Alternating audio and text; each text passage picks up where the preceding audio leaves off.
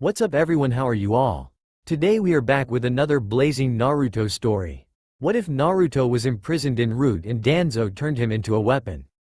If you enjoy, then please like, share and do comments, and also check the description box to original creator of this beautiful creation.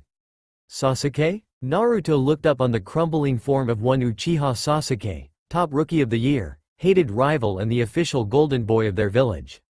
He didn't really look like the top rookie of the year, as he looked more like a pincushion with all the senbon needles that was stuck in several important nerve clusters. "Why? I don't know, my body moved on my own," was the cool response, which would have gotten the fangirls swooning if they had been close enough to witness it.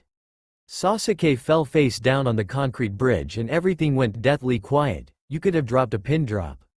"No. Don't die on me, you bastard," as Naruto, forcing himself up on his knees, the hunter nin known as Haku, was looking down on him with pity. "Is this the first time you see a friend die, Naruto-san? Shut up. This is the way of the shinobi, to be a tool for our masters and die for them. Shut up." A wave of red demon chakra flooded the bridge. As Naruto pumped the chakra throughout his body, the senbon needles previously lodged in him was pushed out and his wounds were healing at an extraordinary speed. Naruto's blue eyes turned red, his pupils became slitted, his nails and canine teeth grew long and sharp, his blonde hair became longer and spikier, and his whisker marks became more feral, and as the transformation was complete he let out a howl of pain and charged at Haku. And as all this was happening, something else was happening on the inside of Naruto's body, more specifically his seals were radiating a small, almost unnoticeable red glow. Location: Shikifujin Kyuubi's domain. An almost identical clone of Naruto without whisker marks was waking up in front of a giant cage in a sewer, where malicious red eyes was watching his every move. "Where am I? Wait, who am I?" His head was hurting, it felt like it was on fire, and he screamed out in pain, it hurts so bad. "Someone make it stop, please." Red chakra washed over his trembling form. "The pain is gone, thank you." He looked up and gasped as he saw what was towering above him. A gigantic majestic fox with 9 large tails swishing behind it. "You are the Kyuubi? Wait, how do I know that? Who am I?" A sinister chuckle was heard from the gigantic fox. "You are the true personality of this container." True personality? Now he was confused. Did he have a split personality? Wait, how did he know what a personality was? Where did all this information come from? Don't worry, you will need some time to let your mind catch up with all the things that has happened since you was sealed away. Sealed away? When were I sealed? Who sealed me? And why? Silence, and maybe I will tell you. The boy sat down in front of the cage and looked up with a curious look on his face. "You were sealed 13 years ago by the 3rd Hokage of Konoha. You were sealed because your father turned you into the vessel of the feared Kyuubi." "Wait, father, which father?" A terrible roar made him turn silent again. "I said be silent and your questions will be answered, now then. Your father was the 4th Hokage, which sacrificed his puny life to make a deal with the death god to seal me away inside a newborn child. Namely you, and if you were wondering about your mother, I got no idea. She was probably a squished ant somewhere along the way." As the boy listened to the giant fox's tale, he felt oddly detached, like he couldn't really understand what he was supposed to feel. Should he be sad that his mother's fate was unknown? Should he cry for his father's death and sacrifice? Was he supposed to be angry at his father for giving him this burden? "After I was sealed in you, the reinstated 3rd Hokage thought up a plan to use you as a deterrent against their enemies, but to ensure your undying loyalty and abilities they choose to place a seal on you. Even I was surprised at this. Who would have thought someone as puny as them could choose something like this for their own hero? It's hilarious." As the fox started to chuckle some more, the boy looked down into the sewer water deep in thought. "So this loyalty seal, what does it do?" A memory flashed before his eyes. How could they do something like that? "Oh, looks like the information I loaded into you are finally synchronizing." "What do you mean loaded into me?" "You have been sealed away since birth, brat. I managed to save your puny mind by creating a barrier between you and the rest of the seal 13 years ago, but it put you in a deep slumber, so the seal had to create a programmed personality to make your body move. As the kid have only used my chakra a few times while growing up, this is the first time that he has used enough for me to wake you from your slumber.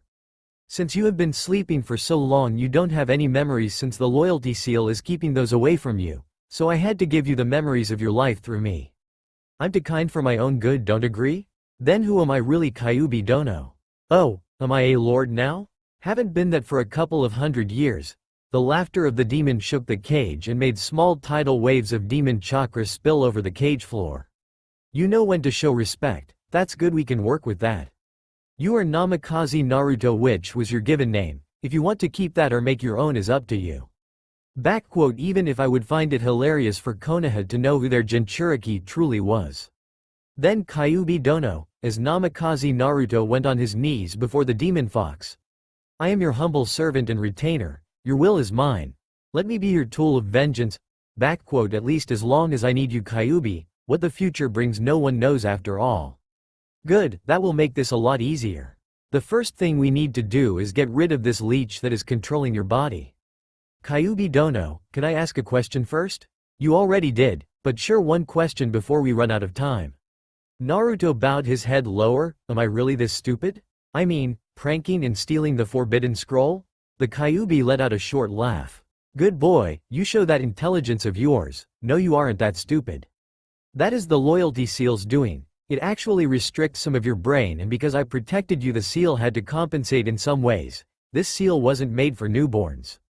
It was made for fully grown adults. If I hadn't been here, your body would most likely have been stuck in a coma or been very messed up in the brain. And the fool Hokage didn't even consider that some of the teachers that you would have was traitors. So unknowingly the programmed commands in you made you do the mission that Mizuki gave you. A hypothesis I have on the pranking is you was subconsciously trying to fight the seal. You couldn't fight back at the people that hurt you. But you could annoy them and prank them. Same with the dream about becoming Hokage, since the Hokage is the one who holds the key to your seal. If you had been Hokage, you could have been freed from at least parts of the seal. As Naruto was trying to take all this new information in, the Kyuubi looked to the wall straight ahead of him and said with a low growling. Seem this weak, other you are calming down. I have made it so that you will stay awake from now on. But we will not be able to communicate as long as the other you aren't channeling my chakra. As for you, go through all your memories and we will talk again later. While the other you are still alive, I will just call you Cage, as right now you are but a shadow in the mind of an imposter. A wave of chakra pushed the silent form of Cage back into the darkness, and when he was gone, all that was left was a laughing Kyuubi.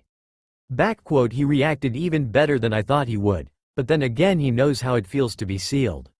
Finally things are starting to come together, then maybe I will not be bored anymore. In a dark corner of Naruto's mind. So much information to assimilate, seems I got my work cut out for me. Thank Kami that the Kyuubi got photographic memory. Outside on the bridge, Sasuke-kun, you are alive. Was the yell everyone on the bridge heard from a pink-haired girl. Yes, I'm alive, so can you stop hugging me, Sakura? She jumped up so fast that it looked like she had teleported and was sporting a heavy blush. As Naruto watched all this, he had a small headache and a sinking feeling in his gut. Something had happened, something big, but he couldn't figure it out. Ah well, it was probably no danger to the village, so why bother thinking about it? As he turned around and looked at the corpses of Haku and Zabuza, he felt a small tear fall as he felt a hand land on his shoulder. Let's go and bury them, Naruto. I think they are at a better place right now. Hi Kakashi-sensei, at least I hope they are. In a dark room with no doors, a calm voice was heard. Time to see what all these memories are about. As the sentence was finished, one of the walls suddenly lit up and became a giant screen. I best start at the beginning. An image of a small blonde child was seen on the screen. Cage lifted an arm and pushed against the screen. Small ripples was created from where his hand was pushing and spread across the entire wall. With another push, Cage melted into the wall. Naruto, age 3.5 weeks. He was lying in a crib looking up into the roof. He heard himself snore softly.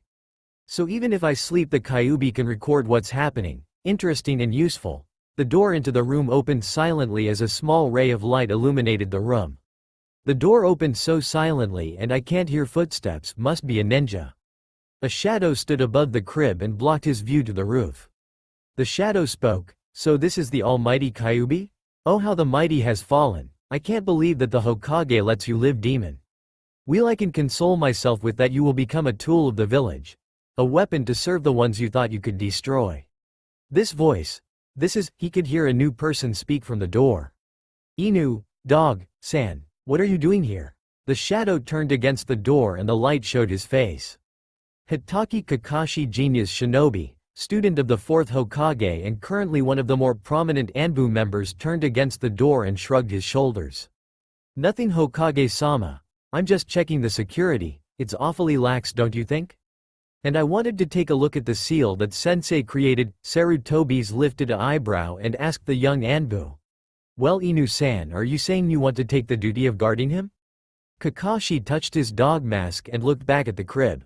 No, I'm sorry, Hokage-sama, I think my skills as an assassin would be of better use somewhere else.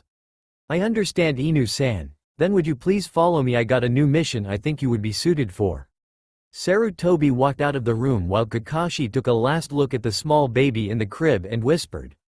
I will be there the day we don't need you anymore, demon. And I will take pleasure in ending your life and finish the job sensei started on. He and his family will be avenged. With that said, he turned around and walked out the door and closed it just as silently as he had opened it. Seems the Hokage's plan worked. Not even the student of my father knew who I am. Looking forward on the memories, it seems there were 2 assassinations attempts before I turned 2, one from Kumo and one from a crippled Konoha shinobi. Both were stopped by the Anbu guard before they could do any damage. Lucky me. Oh wait, here's something interesting.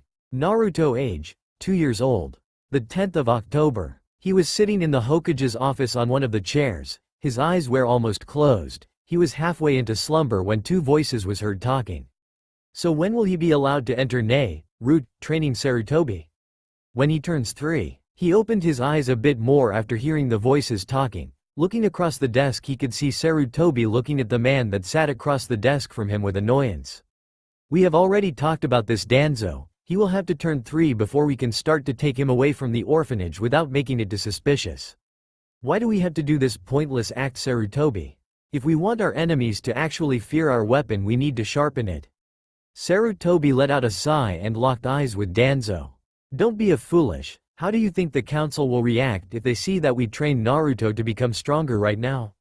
They would question everything about it, especially concerning his loyalty with the treatment he's going to get from the village. But he has the seal on him. He can't disobey or betray you even if he wanted to. Exactly, but the council doesn't know about the seal. Only the 5 of us that were there on the night of the Kyuubi attack knows about it.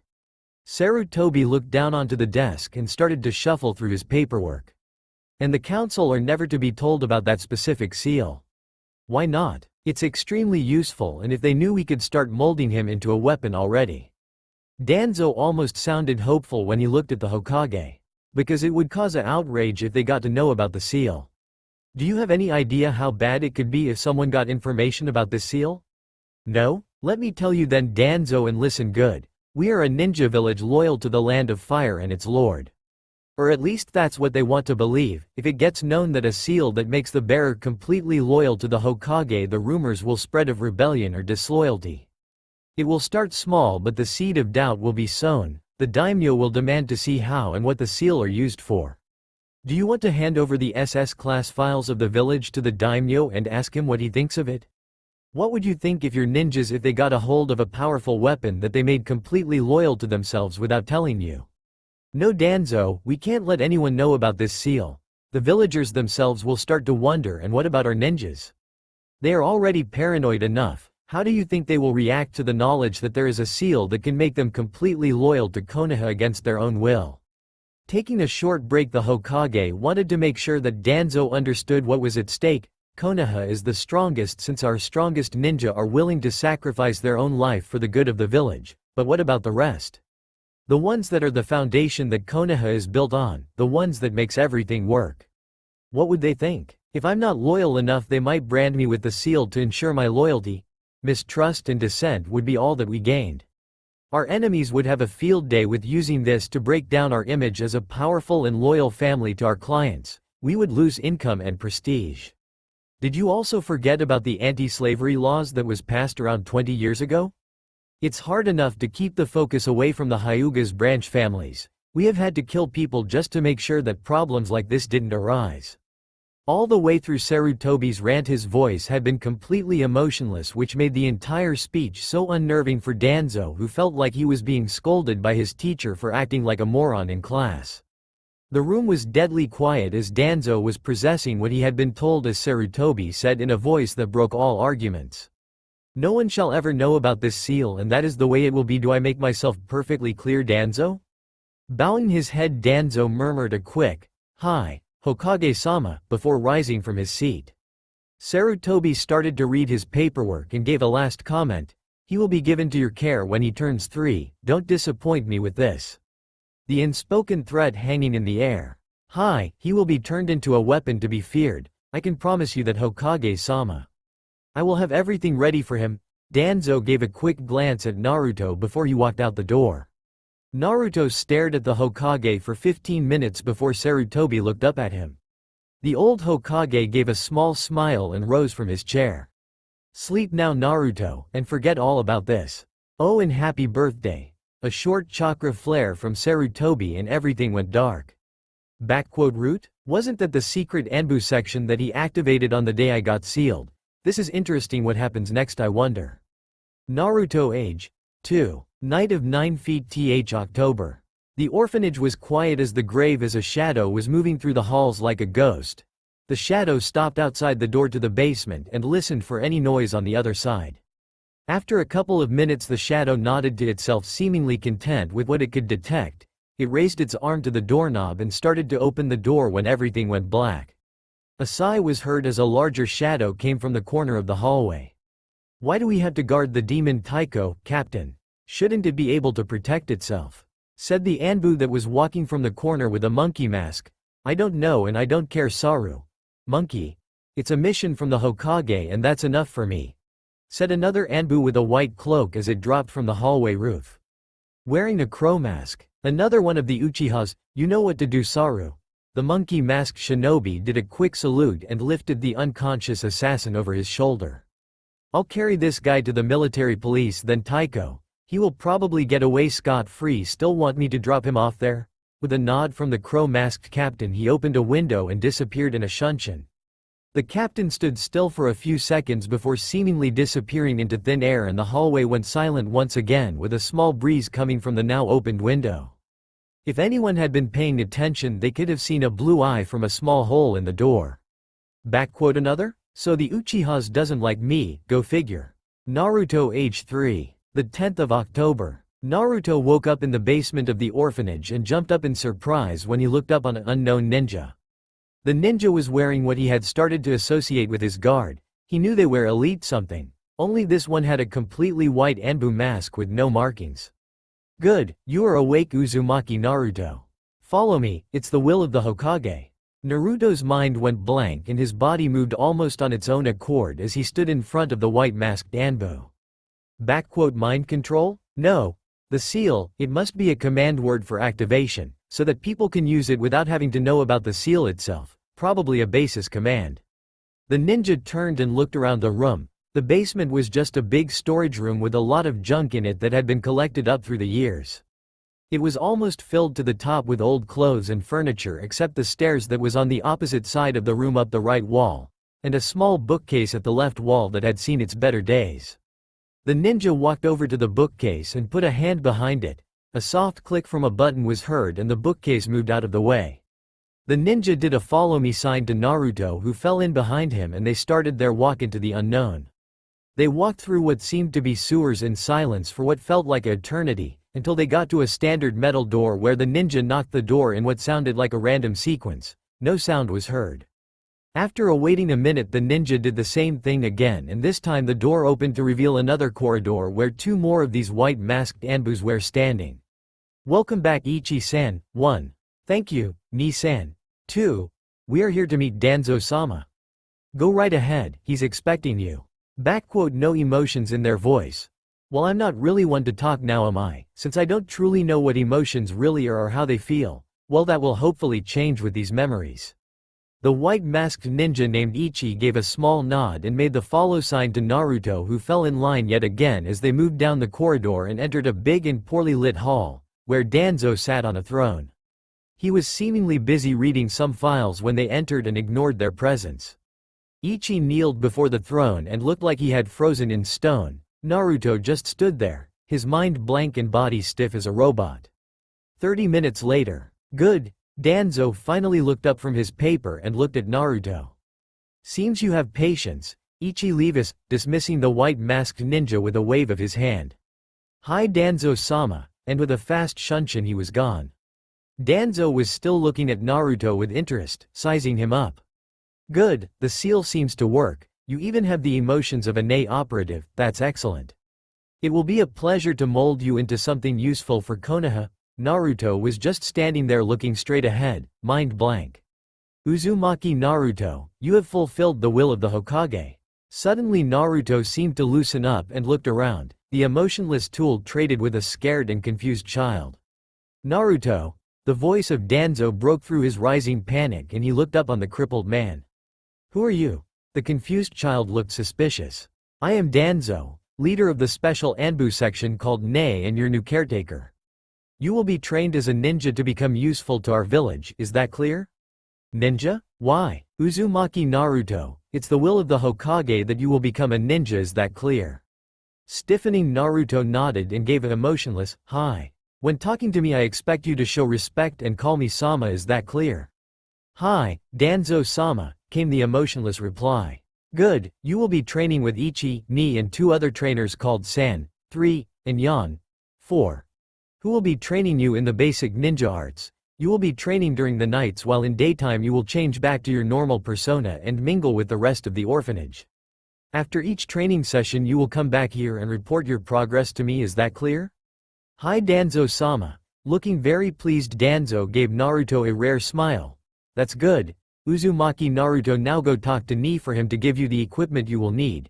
You will also obey your trainers as they wear me. That is the will of the Hokage. Hi, Danzo-sama. Naruto turned around preparing to find Ni. One more thing, as of now your new codename is Rei, 0, not, whenever you are in this state. Hi, Danzo-sama, was Rei's emotionless reply. Danzo rose from his throne and walked over to Rei and made some fast hand signs. Loyalty seal activate. Naruto went completely limp and his eyes glazed over, going into a brain-dead state. New basis command activation code. Override old codename, Uzumaki Naruto, code sentence, will of the Hokage, to codename, Rei, code sentence, fulfill the will of the Hokage. There, said Danzo to himself, now no random messenger will be able to activate your seal later on. Ah, so both my name and the rest of the command must be said in the same sentence to completely activate the seal. It seems the seal is a passive and activated form. With passive it's possible to feel and act as you want unless it goes against the directives branded in your brain. While activated you lose all control and becomes an emotionless tool for the user. Rei, go talk to Ni and fulfill the will of the Hokage. Naruto stiffened again and his face back into its completely emotionless state. Hi, Danzo-sama. Naruto took another step before Danzo made one last precaution. Rei, each time you exit this modus you will forget everything you do as Rei. Uzumaki Naruto and Rei are 2 different persons, is that understood? Hi, Danzo-sama. Good, when Uzumaki Naruto wakes up tomorrow all he will remember is sleeping the entire day. Understood Danzo-sama. Danzo waved his hand as a sign that he was dismissed and he left the room looking for Ni. The image went blurry and stopped completely as Cage exited the screen and sat down in front of it back in his mind cage. And now most of the memories are, he looked on the screen as it fast-forwarded through his memories. Training, more training, walking around like an idiot and, wait, what's this?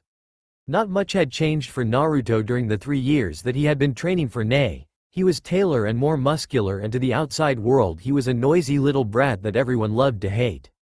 What no one knew was that the little blonde brat was someone who could kill them before they had time to blink. As Rei, he would train with his 4 teachers every night after walking through the secret passageway from the orphanage after the matrons had put the children to bed. He would train to the early morning and return 1 hour before the wake-up call at 7 am. Can the body really work like that without falling apart? No, I doubt it, if not my memories about the need for sleep is false. It could be that Kyuubi is helping? You guessed right, with the schedule they put him on I had to use my chakra to make his body get enough rest in 1 hour. Cage jumped slightly as Kyuubi's voice boomed inside Cage's mind cage. Kyuubi Dono, are Uzumaki channeling your chakra? Cage could feel the smirk from the fox. Yes. He encountered some kind of snake man in a training area called Forest of Death. He's doing some kind of examination to rise in rank. Too bad he can't do the same tricks that Rei can. Ah, Kyuubi don't know who is Rei really? He feels too much like a puppet to be a real personality. Rei is not a true personality, he's in a way the seal itself. But the Hokage never said anything about the seal making them soulless puppets.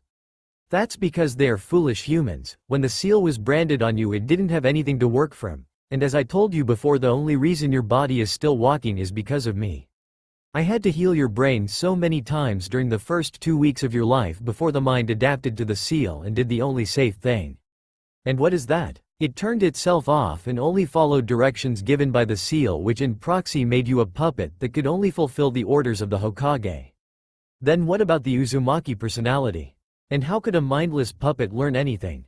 The Uzumaki personality was made by Danzo to keep the public eyes away from your nightly activities, and what better way to hide an emotionless killing machine than as the village clown? To answer your second question, a mindless puppet can only go so far, which the Hokage and Danzo realized. So they tinkered with the seal themselves and made it so that you could learn and act on the orders given. How Kyuubi don't know? Kyuubi frowned in his cage. Truthfully, I do not know, since seals have never been my strong side. I've mostly neglected them and I'm paying the price for that foolishness now. Cage bowed and quickly replied, I'm sorry for bringing this up then, Kyuubi Dono. Forgive me for my foolishness. Don't be, you need to learn after all. Cage could feel the demon fox's gaze. After all, you are the one who will give us both retribution and release me from this prison. Hi, Kyuubi Dono. To recap, the Hokage branded you, but they didn't see any problems before you turned 2, I believe. Since you were so quiet and always followed the Hokage's orders, they didn't even question it before they tried to teach you how to read. That's when they finally understood that something was wrong, so they started to test you, and eventually they found a way to adapt the seal into what we know as Rei. Rei was made to be the perfect soldier, no emotions, never questioning orders, always obey their commander and completely loyal to Konoha. But what they were most happy with was when they finally managed to get you to learn. After trying so many different ways, they finally found out that they just needed to order you to learn it. If they said, try and read this, Rei wouldn't understand what to do since the seal didn't truly activate, but if they ordered it, the seal managed to find the information needed to imitate human thought. Adding the fact that this made Rei have photographic memory because the seal got the information from the brain no matter how old the information was, made them ecstatic. Of course, this also has its drawbacks. Because of Rei being created without the ability to feel or any self-consciousness, he couldn't function solo. His missions had to be perfectly worded as a order or the seal would mess things up. He had no imagination since he had to follow the information he had to the letter, so you couldn't just give him a mission. You had to make sure he knew almost anything about the place he was going so that he could use that information to actually do the mission. Cage was silent and trying to understand what it all meant. To give you an example, one of the Brat's first training missions. He was assigned to kill a civilian trader that was starting to make trouble with the food prices to Konoha. Rei had been given a target, a place where the trader would be, and the instructions: kill the trader without making your presence known and return to base. What they failed to give him was a backup plan. The trader never showed and Rei sat there for 5 days before another NA operative came and tried to pick him up.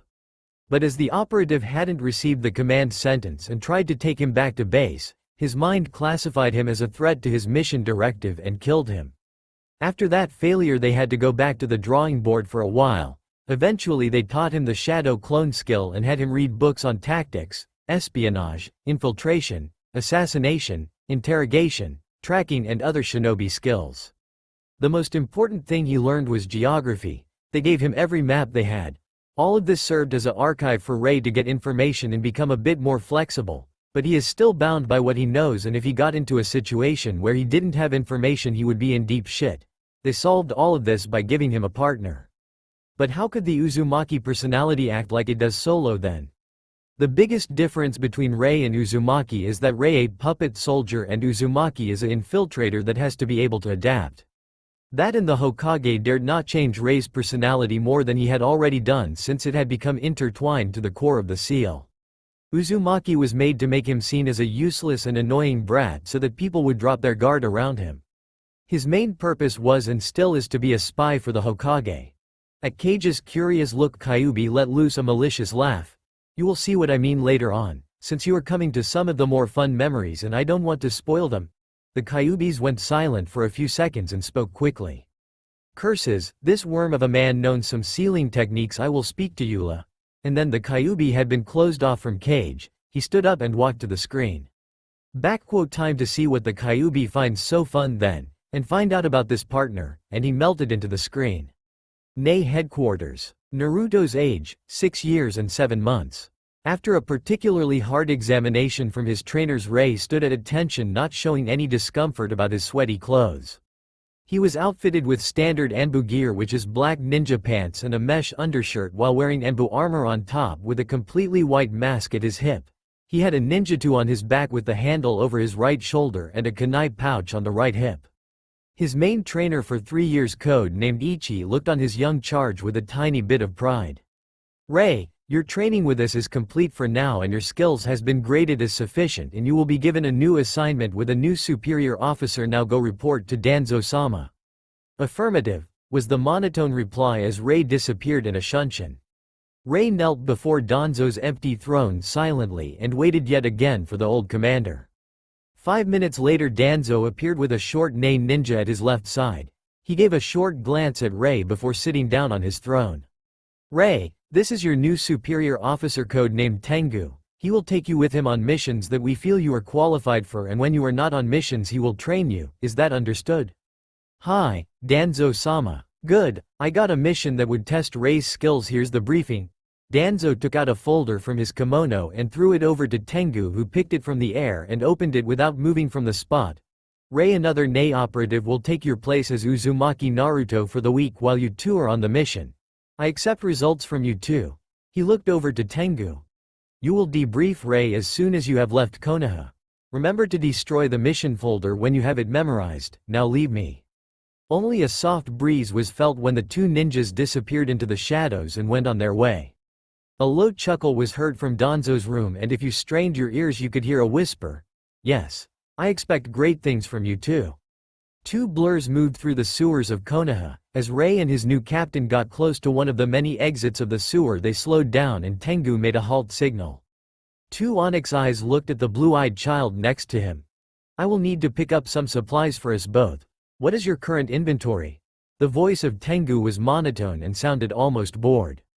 10 kunai, 20 shurikens, 2 field ration bars, 5 meters ninja wire, 2 rolls of bandages, 2 smoke bombs, a vial of paralyzing poison and its antidote.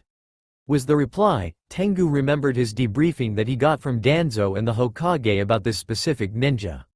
If someone had told him the day before that the local demon brat was actually a highly trained Anbu trainee, he would have almost laughed in their face. But here he was, looking at a highly effective tool that has been brainwashed from the start by Nei. He had worked with Nei operatives before, but this kid was something else. The look on his face was devoid of all human emotion and his eyes was colder than frozen ice. How is it possible for this child to be the same as the one that was always smiling and trying to make the villagers pay him attention? He had to give his respects to his trainers. To be able to act like that and even trick him was a huge feat. We will meet at the southern gate in 20 minutes, and since we now are on a mission, use your mask and cloak. Hi Taiko. As Ray took on his white mask and a black Anbu cloak, Tengu disappeared to get his supplies and Ray took off to the southern gate to wait. 20 minutes later and the two covert ops ninjas stood in a dark alleyway communicating with hand signs. We leave in 4, we are given a 1-minute window by our allies. We will not be spotted by anyone in this 1 minute, so be prepared and follow me. Ray gave a short nod and waited for Tengu to make the move. 4 minutes later they saw a Anbu land on the wall, giving a all-clear hand signal to no one in particular and continued on his patrol. Tengu dashed from the alleyway with Ray hot on his heels. All that could be seen was 2 black blurs that went over the wall and into the forests of Fire Country. After 1 hour of high-speed tree jumping, Tengu made a halt signal and jumped down to the forest floor. Ray, it's time for your debriefing as ordered by Danzo-sama. Ray stood at attention and waited for the older ninja to continue. This is an assassination mission on a traitorous noble in one of the smaller cities in the western part of Fire Country. It's to test your abilities to act in the field outside of Konoha. The Hokage and Danzo has informed me of your training, but I wish to hear your own assessment of your skills. He motioned for Rei to speak. As you wish, Taiko. My speed is currently low chunin and I am told that I cannot become any faster for the time being since my body is not fully matured yet. Normal accuracy with kunai and shuriken, proficient with senbon and with complete knowledge of the human body. PFF. Pretty easy when you can memorize entire medical textbooks and remember them on command.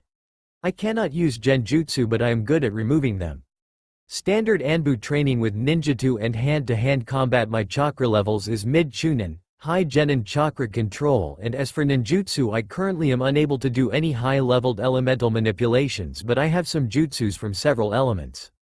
My jutsus are Shadow Clone, Earth Release, Inner Decapitation Technique, Water Release, Water Clones, Lightning Release, Electric Discharge, Fire Release, Phoenix Immortal Fire Technique, and the standard Konoha Academy techniques.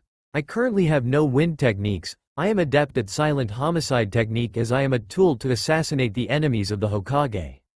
Through his entire explanation there weren't even an ounce of pride.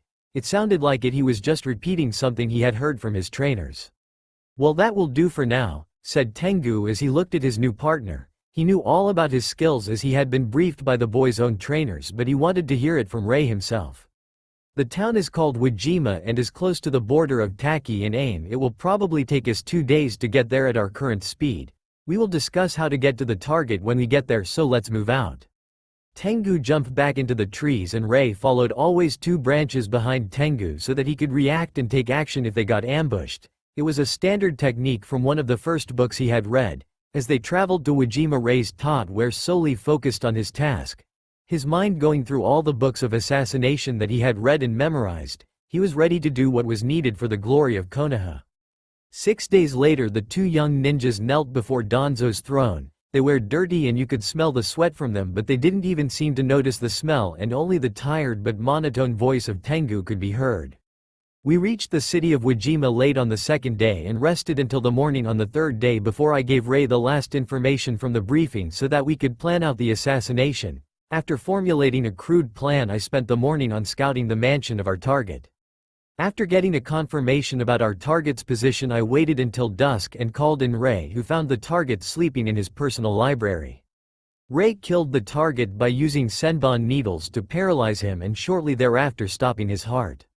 We removed all trace of our presence and returned back to Konoha without any problems and waited at the appointed time to sneak back in. Good, you kept the schedule. You have been up for quite a while now, it seems. Danzo looked down on his 2 tools and gave a small chuckle. I can smell it. Now then. Rei, go outside in the corridor and wait. I need to talk to Tengu in private. Rei saluted and rose from his kneeling position and left the room. So what do you think of our newest tool? Said Danzo while looking at the kneeling Tengu. He is most impressive, Danzo-sama. He kept up with me perfectly fine when we traveled and he seemed to not even notice the strain of staying up for almost 3 days in a row. Danzo gave a small smirk. He only needs 1 hour of sleep to get back his energy, so this wasn't anything special for him.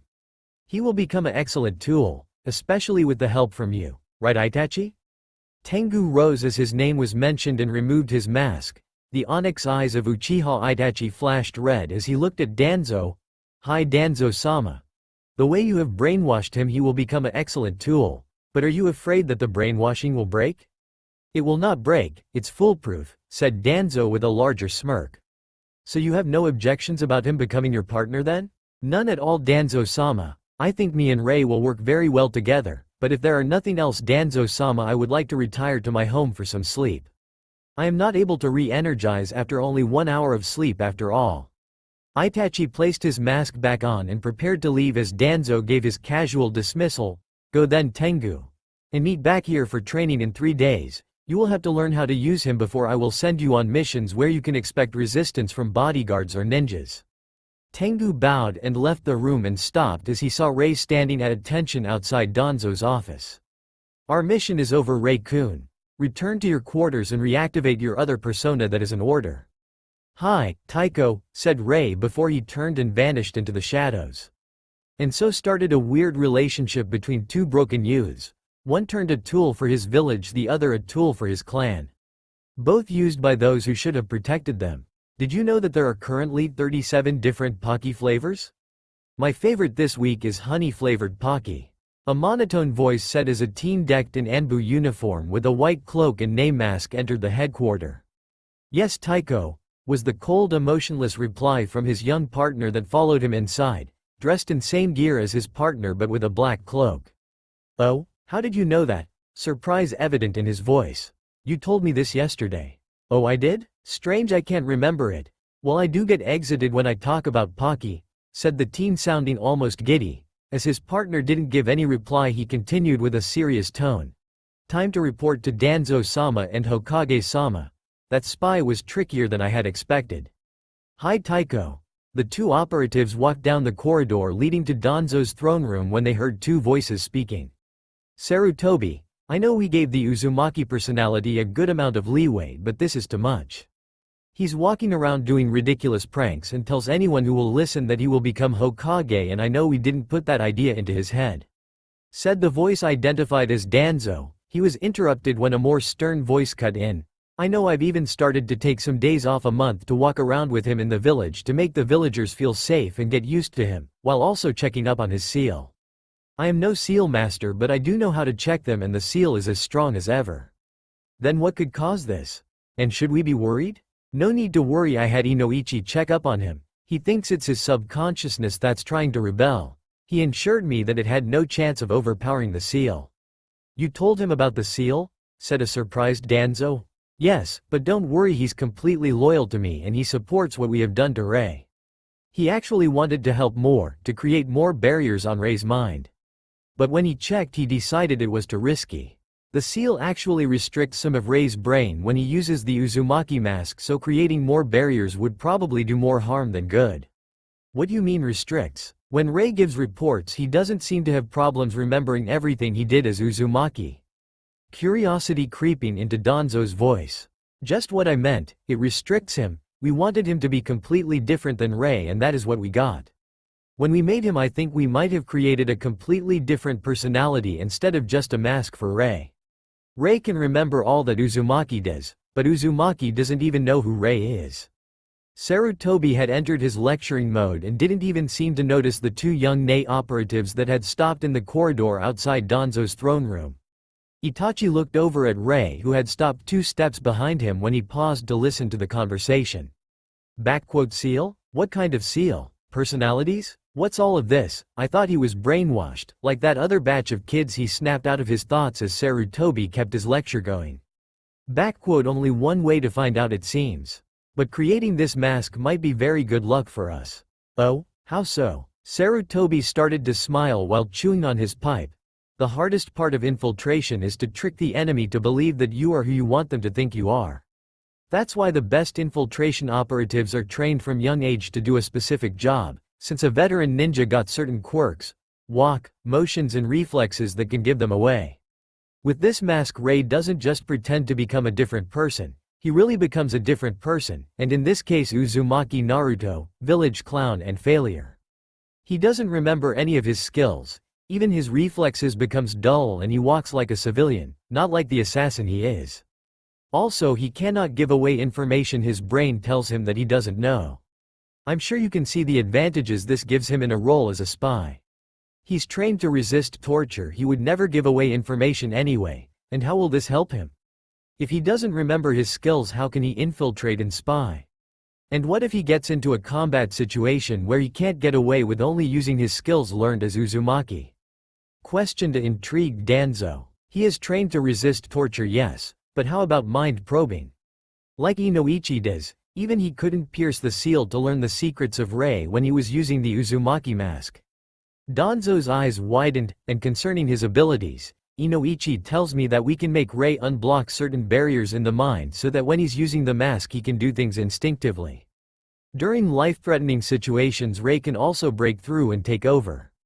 It's all quite intriguing," Sarutobi finished while exhaling a big smoke cloud. Danzo chuckled. "Is there anything that seal can't do? Well, what about the Uchiha clan? You read the latest report from Itachi, didn't you?" he questioned. Sarutobi's face turned into a scowl. "Yes, the fools think that they can take over the village by killing me and claiming the Hokage title for themselves. They have grown complacent and foolish, thinking that they should rule because of being the supposed strongest clan. He bit hard down on his pipe. They must be dealt with soon or they could cause harm to the village's reputation and cause dissent amongst the ranks. We must deal with this a way that spurs the rest of the clans to become even more depending on Konoha. He took another deep breath of smoke and paused for a second. Outside, Itachi decided it was best to make his presence known before he was discovered by his superiors. He quickly walked down the corridor and entered Danzo's throne pretending that he had just arrived. Rei was behind him, silent as ever. After entering the room, both knelt before the two aged leaders and Itachi gave their report about capturing and interrogating a spy from Kiri. Had him boxed in and drenched him in with a water jutsu. Rei fried him with his lightning technique. We bound him up and started the interrogation. We found out that he had been negotiating with. Itachi gave a short pause while looking directly at the Hokage. My father. Sarutobi clenched his fists and said without breaking contact with Itachi. Danzo, we must deal with this. Prepare a plan to take care of this problem. Danzo gave a short nod and exited the room, and Itachi, soon you will have to decide a permanent side, us or them.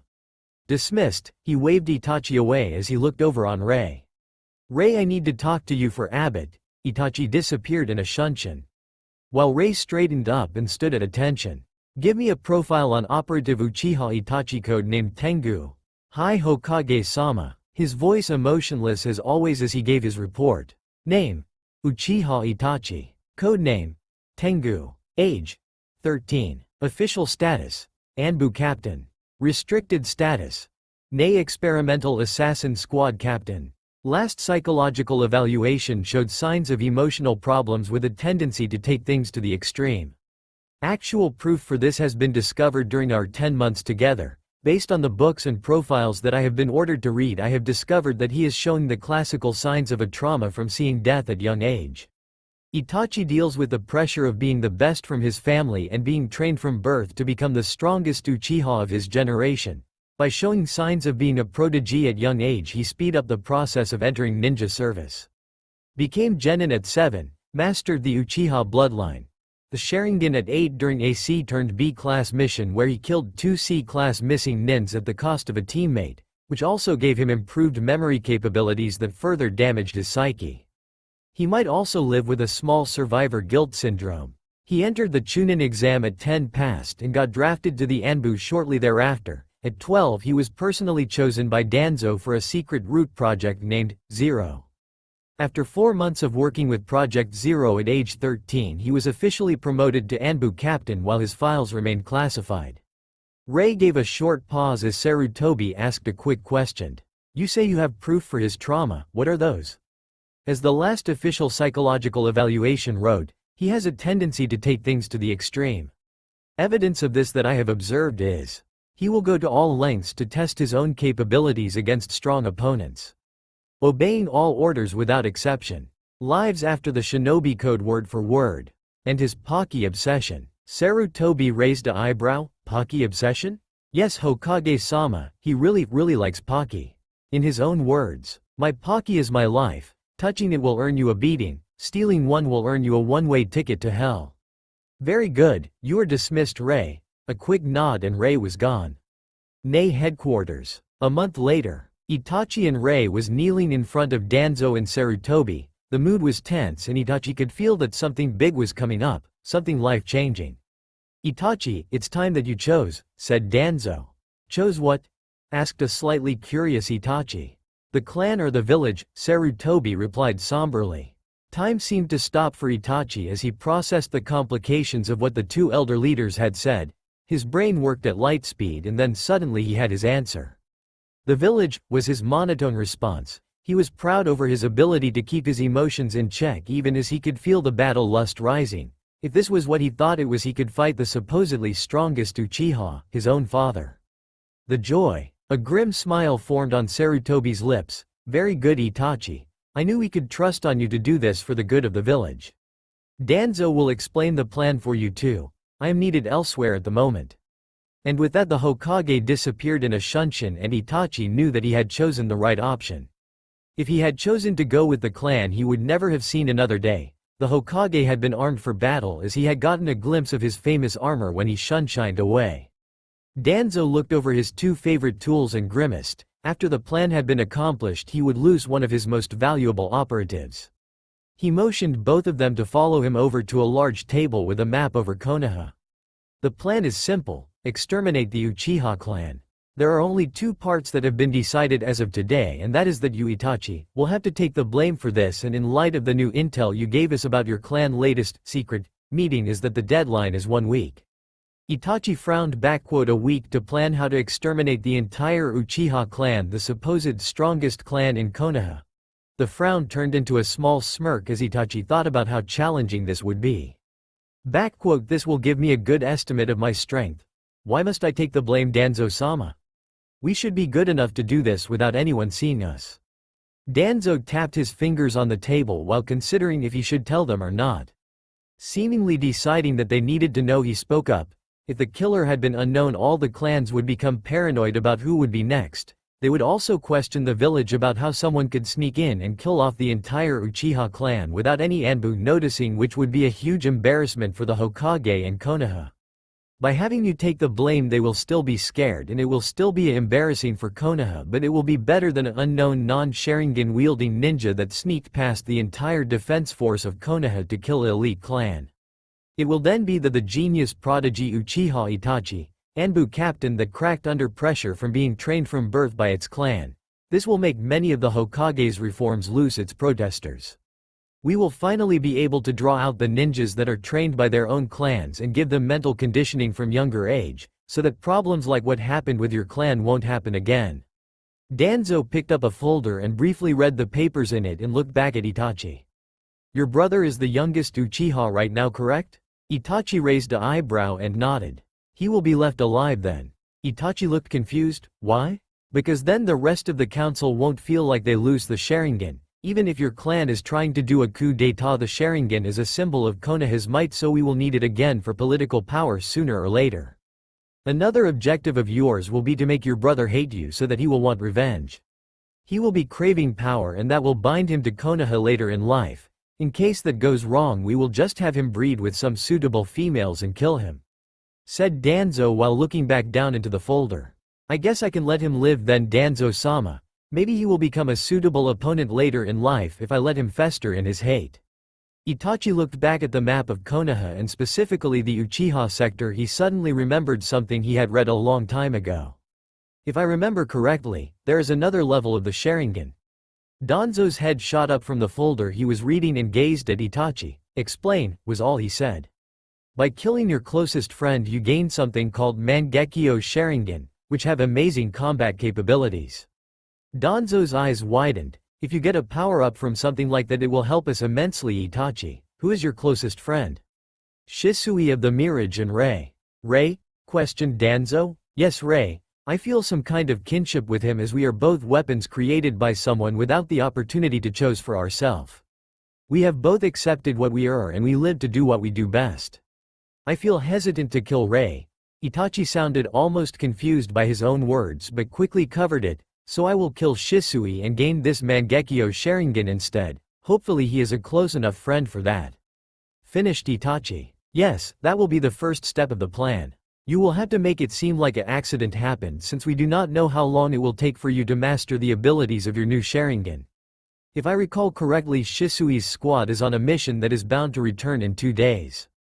Kill him at the first opportunity, Itachi." Both looked back at the map and a kunai was suddenly in Danzo's hand as he threw it down on the map, digging deep into the wood and cutting through the Uchiha clan leader's house. They will never know what hit them. As Itachi started to formulate his plan, he looked over to Rei and gave a small grin. "Oh yes, this will be fun." 4 days later, a short small paper note was delivered to Danzo with the message. "The sun and the moon goddesses shines on the faithful. The night before deadline. Uchiha clan district." Itachi sat on the porch looking at the garden for what he felt would be the last time. He tilted his head backwards and looked at the sunset as he heard soft footsteps behind him. "Hello Mom, where is Sasuke?" Makoto looked down on her son and gave him a heartwarming smile. "He told me that he left to train with shurikens. Do you think you could go pick him up? It's getting late and it's dinner soon." Itachi looked at his mother and forced a small smile while he stood up. "Sure mother, He cracked his neck and lazily took on his sandals. Time to get this show on the road, was his last thought as he exited his house and walked around the corner into a small alleyway. A small smoke cloud was seen as Itachi exited the alleyway and in a slow walk went towards the training grounds. Back at the alleyway another Itachi leaned against the wall and was heard talking to himself. "Shadow clone, what a incredibly useful, don't you think, Ray-kun?" "Hi Taiko," came the reply as Ray melted out from the shadows and handed him a duffel bag. They were both silent as Itachi took off his civilian clothes and equipped his Anbu gear, as he attached his ninjutsu on his back and picked up a weasel Anbu mask. He gave a small chuckle. "I get a brand new Anbu mask the day I massacre my own family, what a thoughtful gift, Ray-kun. It was required by Danzo-sama since he does not wish for you to be connected with Root," was the deadpanned reply. "It was sarcasm, Ray-kun," said Itachi with a humor in his voice. "Oh, well then, my shadow clone will find Sasuke and put him under a genjutsu that makes him sleep so that he doesn't come back too early." Itachi put his mask on and looked at Ray. "Henge to me and don't let anyone that sees your true form survive. I will start with the youngest ninjas, you go kill the civilians and meet me back at my home in 20 minutes. Ray gave a salute and made a cross seal. Shadow clone technique. Instantly 15 clones of Ray stood in the alleyway and they all made another seal. Transformation technique. Itachi gave a satisfied nod and with a simple command he doomed the Uchihas. Leave none alive, Ray. 19 minutes later Itachi waited for his subordinate at the gate to his home. Another Itachi landed silently in front of him and simply stated, "Mission accomplished. No civilians in the district is alive. I made my presence known for some of them as you commanded and making it look like it was someone they knew that killed them. Good, Ray, now we are up against our hardest enemy yet. I had to use my new eyes once already and I can already feel the chakra drain. So I got a plan, but first to get my clone to make Sasuke wake up." He created another shadow clone and popped it again, and shortly after receiving the confirmation that Sasuke had waken up and was walking home. "There, now go." Uchiha Fugaku sat at the desk in his private office and looked over recent reports that he had received from the police HQ. The door opened suddenly and he turned around quickly, kunai in hand. He relaxed his guard a bit when he saw it was Itachi. "What is it, Itachi? You know I don't want to be disturbed when I work. Father, someone is massacring the clan." Fugaku's eyes widened. "This isn't a sick joke, is it, Itachi?" "No, father." The look on his son's face told him all he needed to know. How could someone kill anyone without any alarms going off? He was already moving towards the door that led to the living room. "Because I did it." Fugaku's danger sense went haywire as he instinctively tensed and dodged the stab from the ninjutsu from Itachi, his Sharingan blazing red as he looked back at his assailant. "Itachi? You are betraying the clan." The Sharingan quickly saw the henge illusion that was over the attacker. "Wait, who are you?" "Kai." A burst of chakra later and the illusion fell and he looked at the white Nei mask of Ray. "Wait, Nei? But that's impossible." The third stopped that project.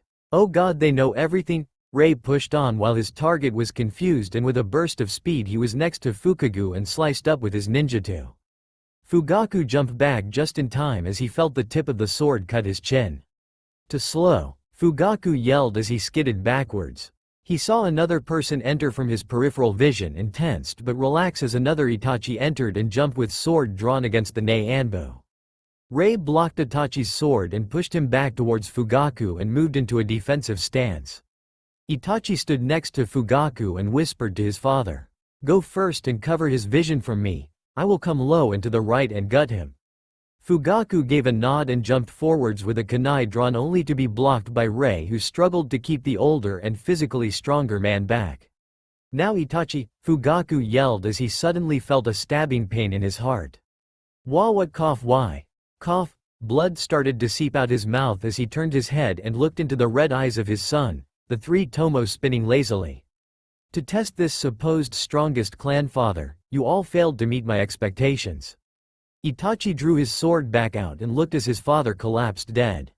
"Ray, go hide. My shadow clone got my mother and Sasuke will soon be here. I will let him witness the death of the only one who has ever acknowledged him. Danzo told me to make him hate me and I intend to make that happen." Short time skip. Itachi looked at his brother as he tried to run back out to the street. "Wimp, can't even handle seeing someone die." He started to walk calmly and then blurred out of sight. Sasuke ran towards the exit. Why? Why?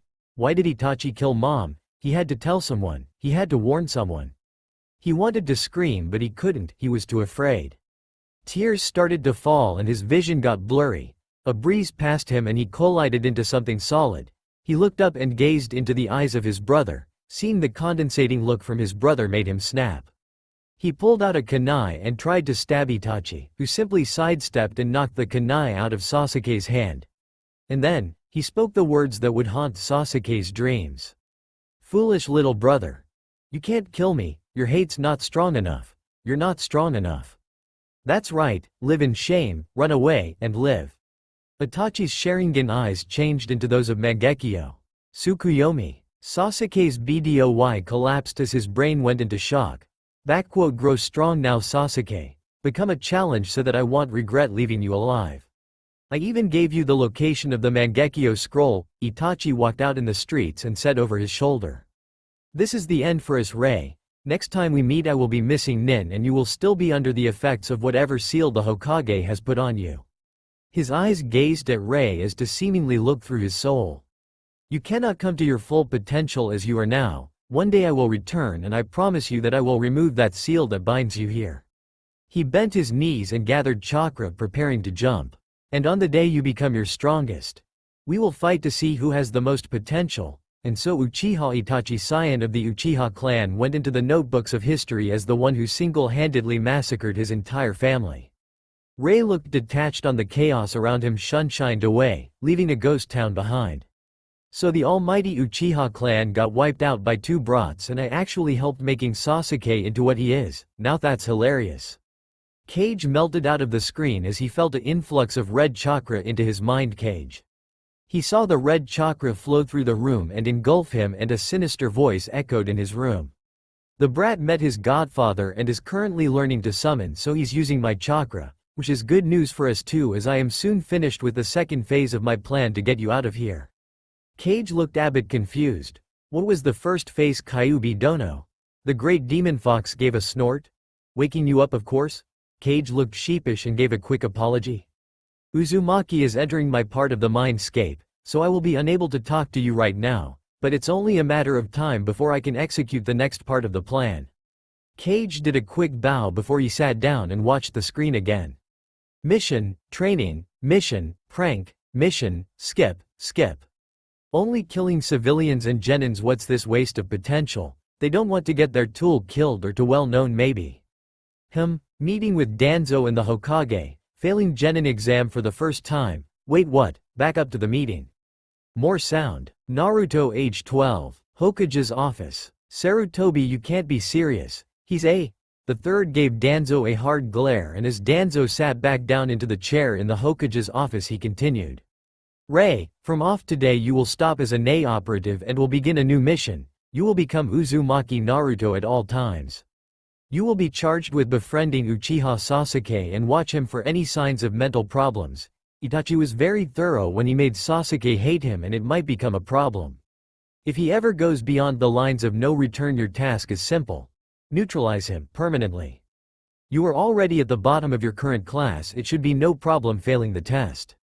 Just put up barriers on the clone technique and fail the ninjutsu part of the exam. This will also be a test on how well you can do on real infiltration missions.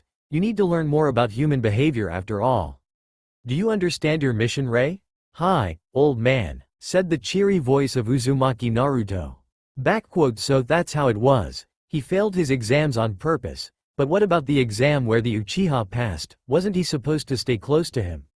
Time to find out then. Hokage's office. Danzo was glaring at the Hokage. How could he have been this stupid? To forget something like this? Sarutobi was getting senile and this was the proof he needed. How could you forget to get Rei to remove the barriers on the clone technique? Sarutobi's face turned into a scowl as he glared back at Danzo. I was busy with a very important trade agreement with the billionaire Gato. It's not like I can be everywhere at once now, is it? Shadow clones. The glare Danzo received could have turned a tree on fire. It's easy to be a smart mouth now, is it, Danzo? Maybe you don't have enough assignments then. Maybe you want to go teach at the academy instead. To ensure the growth of our next generations, Danzo shuddered at the thought of teaching those small demons. No thank you, Hokage-sama. I rather train my emotionless killers, thank you very much.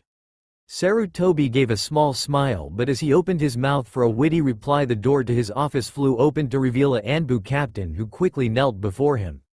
Hokage-sama, Uzumaki Naruto is seen entering the tower containing the Forbidden Scroll. How do you want us to proceed? He rose from his chair and calmly walked to the door. Don't worry, I'll handle it, pull back your men and wait for new orders. The Anbu captain gave a quick nod before he left. Why is Rei sneaking into the Hokage tower? I don't know, Danzo, but I'm going to find out. Wait here, this won't take long. Uzumaki Naruto was currently sneaking through the tower with a giant scroll on his back, doing the mission Mizuki-sensei had given him. Borrowing some kind of scroll and learn one technique, then he would pass the exam. This was a much better exam than the boring one they had at the academy. A sudden voice behind him, he froze and turned his head slowly. What are you doing here, Naruto-kun? The mission objectives flashed through his brain. Training exercise, do not get caught. The Hokage is in on it. This was ordered by the Hokage. As his brain processed all of these thoughts, he did the only thing he knew how, he reacted. Technique. The Hokage flew back with a fountain of blood coming from his nose. As he looked at the once dignified Hokage lying in a twitching heap, he whispered softly. I will complete the exam and make you proud. Naruto turned towards the nearest window and jumped out. Running to the secret spot, he needed to train after all. The Hokage entered his office with a small trickle of blood running down from his nose, and as he gave a hard glare to Danzo. If you open your mouth, you will spend the rest of your life as a kindergarten teacher. After making sure that Danzo understood that he was serious and had wiped off that smug grin on his face, he found his scrying ball that he had infused with a small piece of Naruto's chakra. If Naruto was within the borders of Konoha, he would find him. Well then, Sarutobi, is the seal failing? No, he said something about an exam. He's doing this as a mission. It must be someone at the academy. They are the only ones I made him accept orders from as Uzumaki. Ah, there he is. What's he doing? Danzo leaned closer to see more clearly. He's trying to learn something from the scroll. We will observe him. He will never abandon Konoha, and we will soon find out who the real culprit is. As they observed the fight between Naruto and Mizuki, they smirked. Good, that solves that problem. This also makes it possible for us to promote him and get him on the team with Sasuke. Danzo looked up at the Hokage. What about the council? They will most likely try and block him. Ah, don't worry about something like that. I will just ask them if a student can't trust his own teacher in the village that we choose, then who can he trust? As Sarutobi smiled and turned his chair and looked out the window. We will have to get Rei to give us a report later to get all the facts, and then we will make sure that he gets on the team with the Uchiha. He looked thoughtful for a moment before continuing. We will put Kakashi as their teacher. He will not dare to fail the Uchiha. He feels that he owes too much to his long-dead teammate. Danzo nodded. He's a fool, Sarutobi, but he is a useful fool. He will make sure to teach the Uchiha techniques that makes him more interested in staying here. The old leader gazed up at the stars. Do you ever think we sacrifice too much for the good of the village, Danzo? That one day it will all be undone. Noting the somber tone used, Danzo looked at his old friend. Maybe, but we know all too well that the ninjas are pawns, and sometimes you have to sacrifice the pawns to gain a greater advantage over your enemy. We survived our lives as pawns, and now we are too important to this village. All that remains for us is to make sure the village survives to see the next pawn rise above the others and take over for us. That is all that matters. Both the old puppeteers looked up at the sky, thinking about the future of Konoha. Cage's mind cage. Finally, soon finished with all of these boring memories. Looking back at the screen that flashed through images of his life. Now that was a pathetic genin test. You just had to feed your teammate? What about that pink-haired Banshee? She didn't even show any genin level skills. This was clearly staged, and all these boring missions, what the hell? What's this supposed to be? Oh wait, it's for the psychological effect. Make the ninjas look what they're fighting for.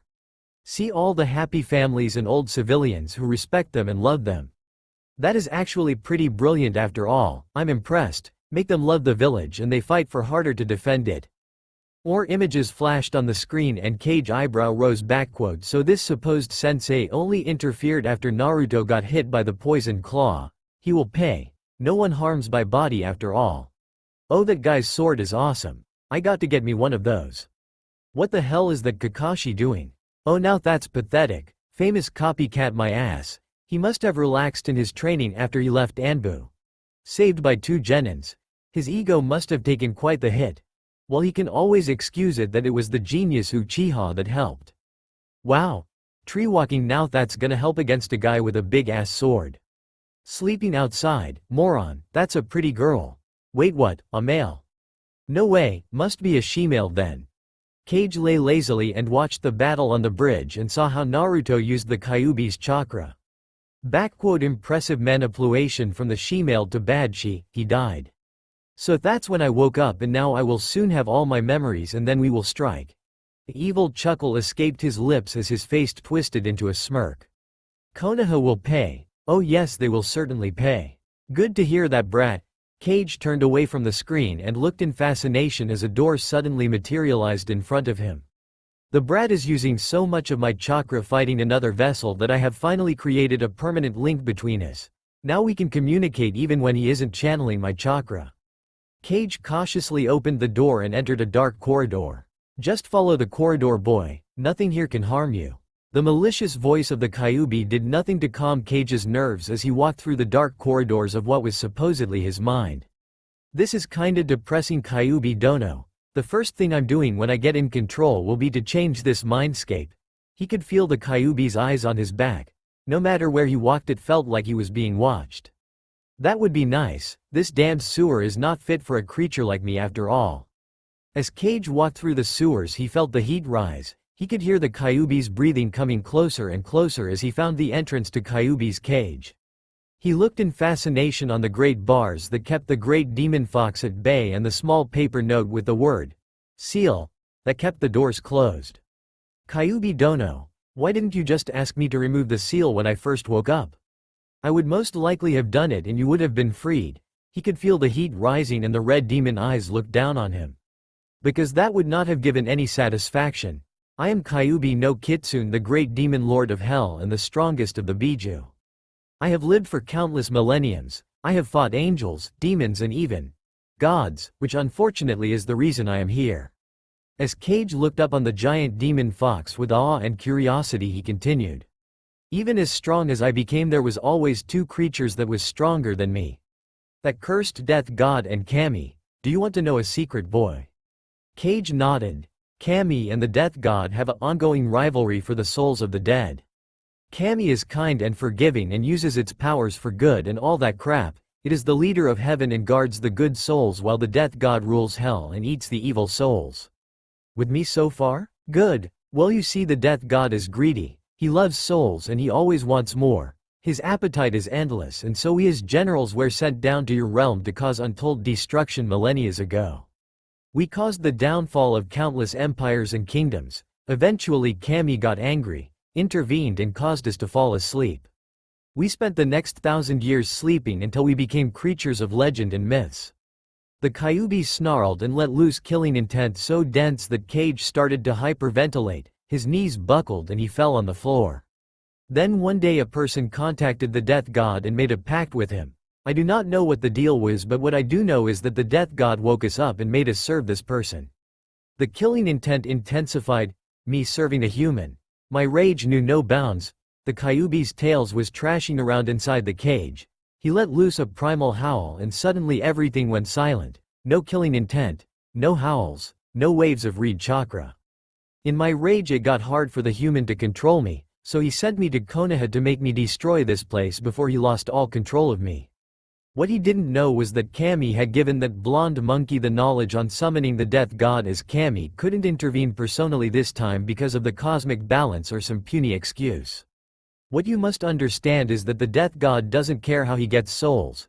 His deals are only a one-time agreement. You can make an agreement about eternal life one day, then a couple of generations later he makes another deal with a different person about killing you, and he will take both your souls. His only goal is collecting as many souls as he can.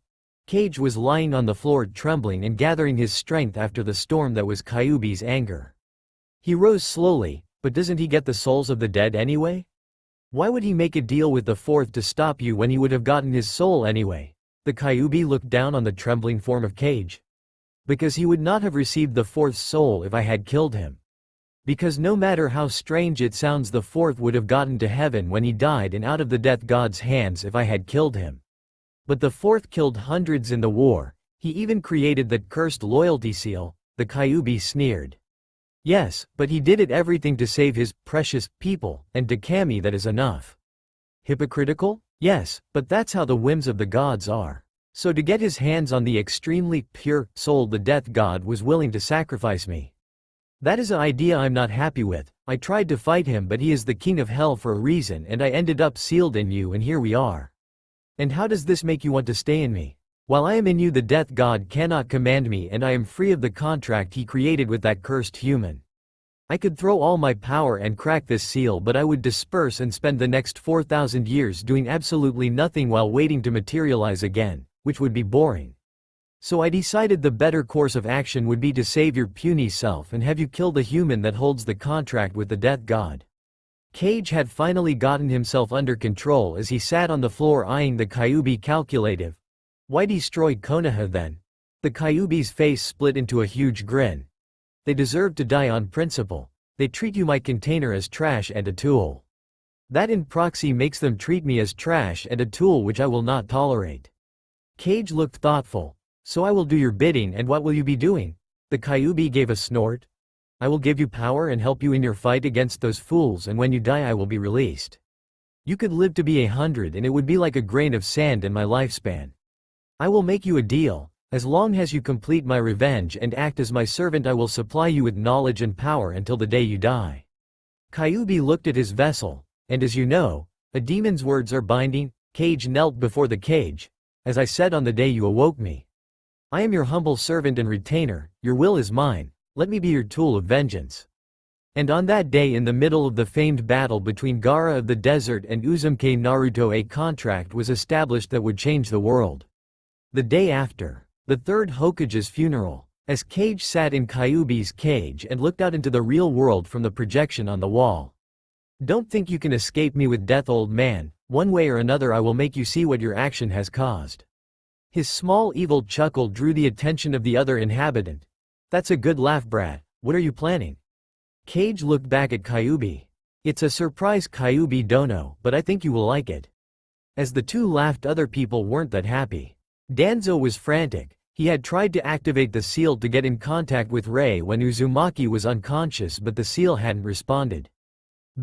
Stupid Sarutobi. He had given an order to stay as Uzumaki at all times, and as the Hokage his orders was above anything I can use. Danzo shook his head. I can't think like this. I can't lose control of Rei. He's too important to the future of Konoha.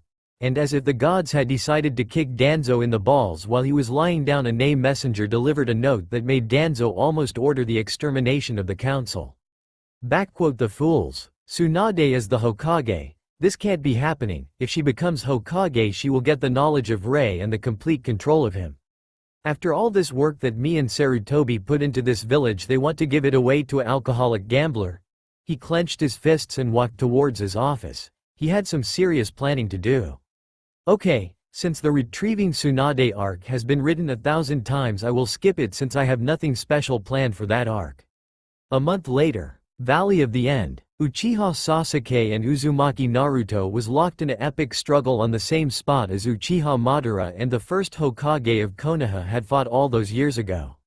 All through the valley you could see the signs of battle, and currently the two combatants looked at each other with barely contained fury. Both were low on chakra and more exhausted than they had ever been before. The cursed seal marks on Sasuke's body was slowly regressing as he looked at Naruto covered in red demonic chakra. Naruto was the first to speak. So this is the end, Sasuke? You will leave Konoha for good? No chance of return? Sasuke smirked at the blonde. Of course. I will kill you here and gain the Mangekyo eyes for myself, and I will never return to Konoha, maybe to destroy it. He let out a crazy cackle. Naruto suddenly straightened in his face, which no matter what situation he had been in had always looked childish before change. His eyes turned cold as ice. It was like looking into an empty void. The goofy smile that was always on his face disappeared, and suddenly he looked 2 years older. Very well then, Genin Uchiha Sasuke affiliation Konoha. You have been classified as Miss Nin and are marked for termination. This is your last chance, Uchiha Sasuke. The emotionless voice shocked Sasuke to the core. Even through the hazy thoughts of his cursed seal-afflicted mind, he couldn't help but feel that he would really be killed if he said no. But then a whisper from the deepest part of his mind came to his rescue. Kukuku. Are you afraid, Sasuke-chan? Is this how far your hatred for your brother goes? Che, pathetic. Your mother and father were right in ignoring you. The rage removed all of his fears and exhaustion. He felt the level 2 curse seal activate, and as his body changed into what looked like a demon, he let loose a truly maniacally laugh. You feel this, Naruto? This is power. This is my birth right. Using this I will take your life and become invincible. His hands flew through hand seals and the telltale sound of 1,000 birds could be heard through the valley.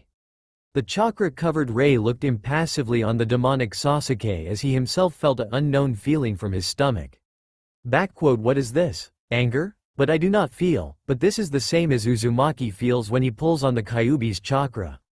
If I use more of this feeling, I can use more of the Kyuubi's power? Using this I can finish my mission faster. As more of Kyuubi's chakra came from the seal, he created a one-handed Rasengan, and with a chakra-enforced leap he surged towards Sasuke, who jumped at the same time. Time seemed to slow down as the two attacks closed in on each other. 5 feet, 4 feet, 3 feet, 2 feet. An unknown voice spoke in Rei's mind. Now, suddenly the Kyuubi's chakra forcefully moved his arm out of the Chidori's path. Rei tried to comprehend what just happened when he felt the lightning-covered arm of Sasuke cut through his ribcage and fry his left lung. He slumped forward as everything went black. Inside Mindscape, Rei looked up at the cage of the Kyuubi from his spot on the floor. His mental manifestation looked haggard. He forced himself to stand up and looked at the Kyuubi with his soulless eyes. You are the Kyuubi, are you not? A wave of demonic chakra surrounded him. That I am, you broken tool? What logical reason do you have to harm your container? His ears felt like they were on fire as the chakra covered him, and the Kyuubi, unable to hide to conceal his mirth, laughed a malicious laugh that shook the foundations of the cage. It was the only way to get you here, weakened enough to complete my plan. For the first time Rei looked shaken. He had been ordered to be wary if he ever met the Kyuubi. He looked suspiciously up on the giant demon fox. What plan? He took another step towards the cage, standing only 3 feet away from the giant gate. What can you possibly do? The seal contains you and you have no way of getting out of there. It was said in the same emotionless tone that Rei had always used. It was when he heard another voice that he suddenly figured out that he had been fooled. Kyuubi Dono doesn't need to do anything. He felt a foot connect with his spine as he got knocked through the bars and into the cage of the Kyuubi. But I feel that this is an appropriate gift to my master. A giant paw landed on Rei's back and he felt his spine break. Who? Why? How? He croaked out with a rasping voice. The Kyuubi looked with mirth in his eyes as he nodded to Cage. You know you are the manifestation of the seal, do you not?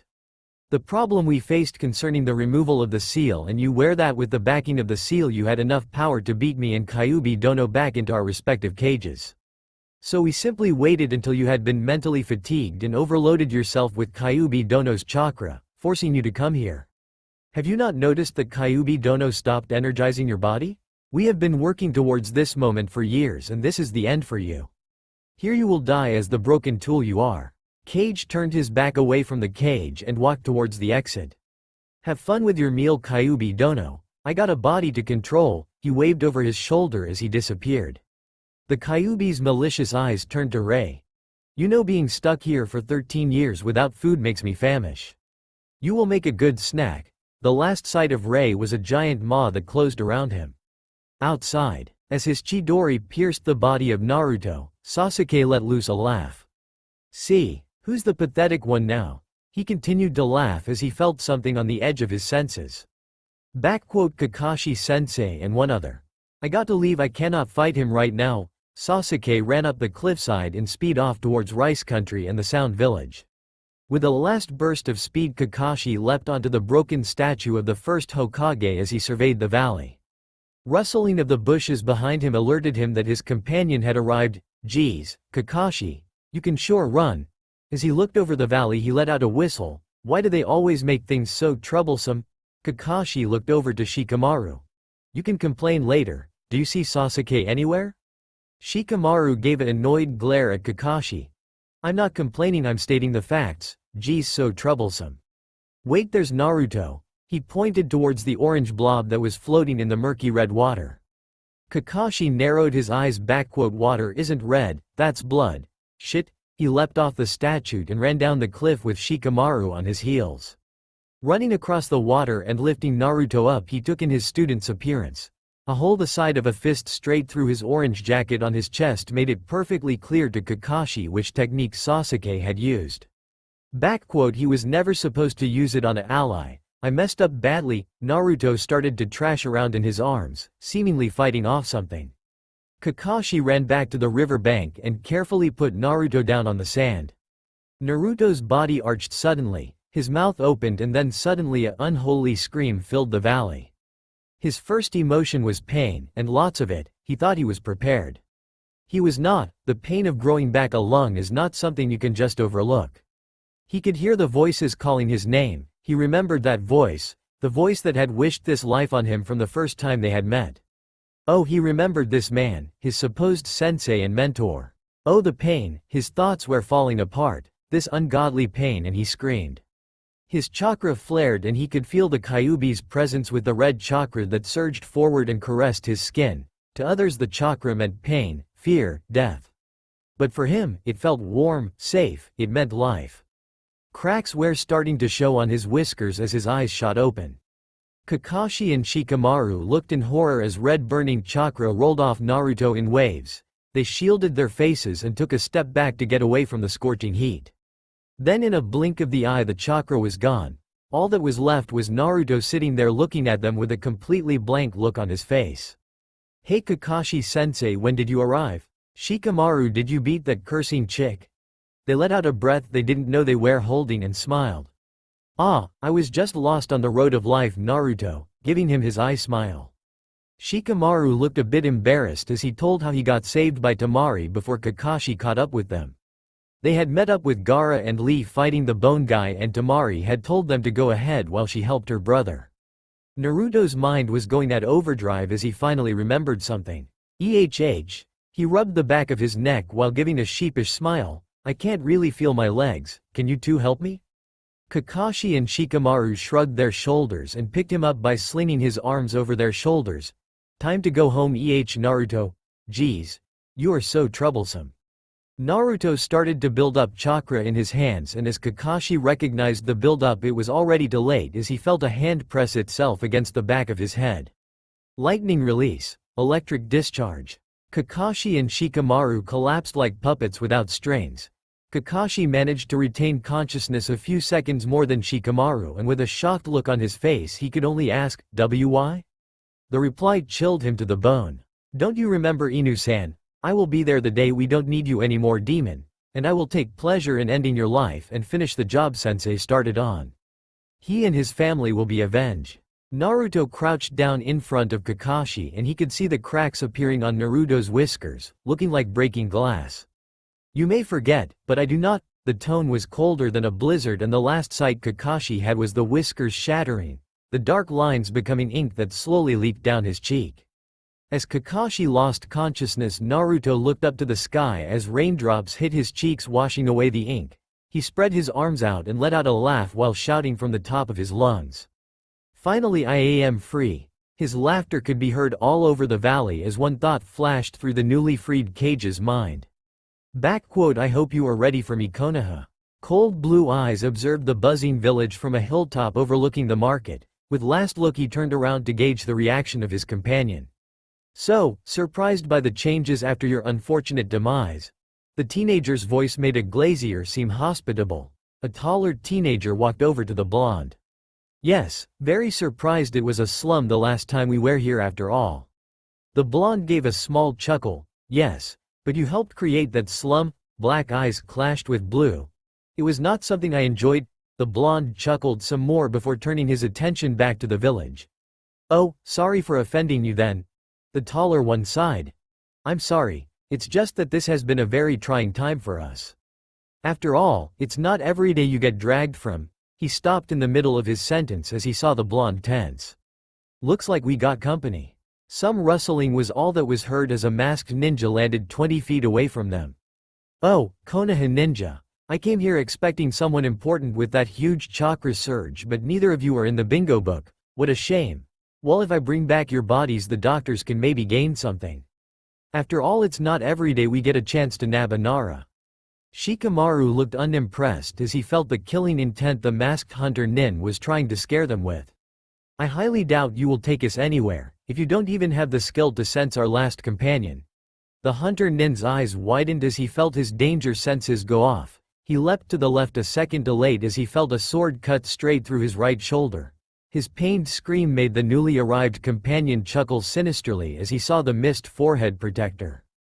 "Oh, how the mighty has fallen. To accept this level in their hunter Nin ranks, you must be a rookie." The hunter Nin looked at his attacker with barely hidden fear. "Copycat Kakashi." He whispered in awe. Another sinister chuckle came from Kakashi. "Not entirely." And then he blurred. "Pathetic," was the last words the hunter Nin heard as his head rolled off his body.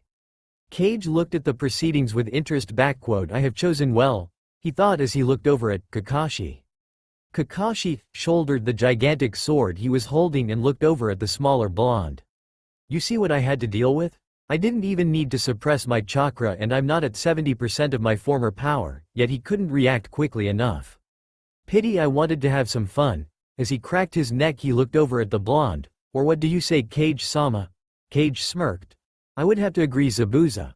Cage looked at Zabuza while thinking back on how he had gotten his new subordinates. "Valley of the End." Cage sneered at the unconscious form of Kakashi. "You will get what's coming for you soon. We will have to move, brat. The rest of your allies will be here shortly." Cage gave a mental nod. "Hi Kyuubi Dono. I got to follow the plan after all." His hands went into a familiar seal and with 2 puffs of smoke he had 5 shadow clones at his side.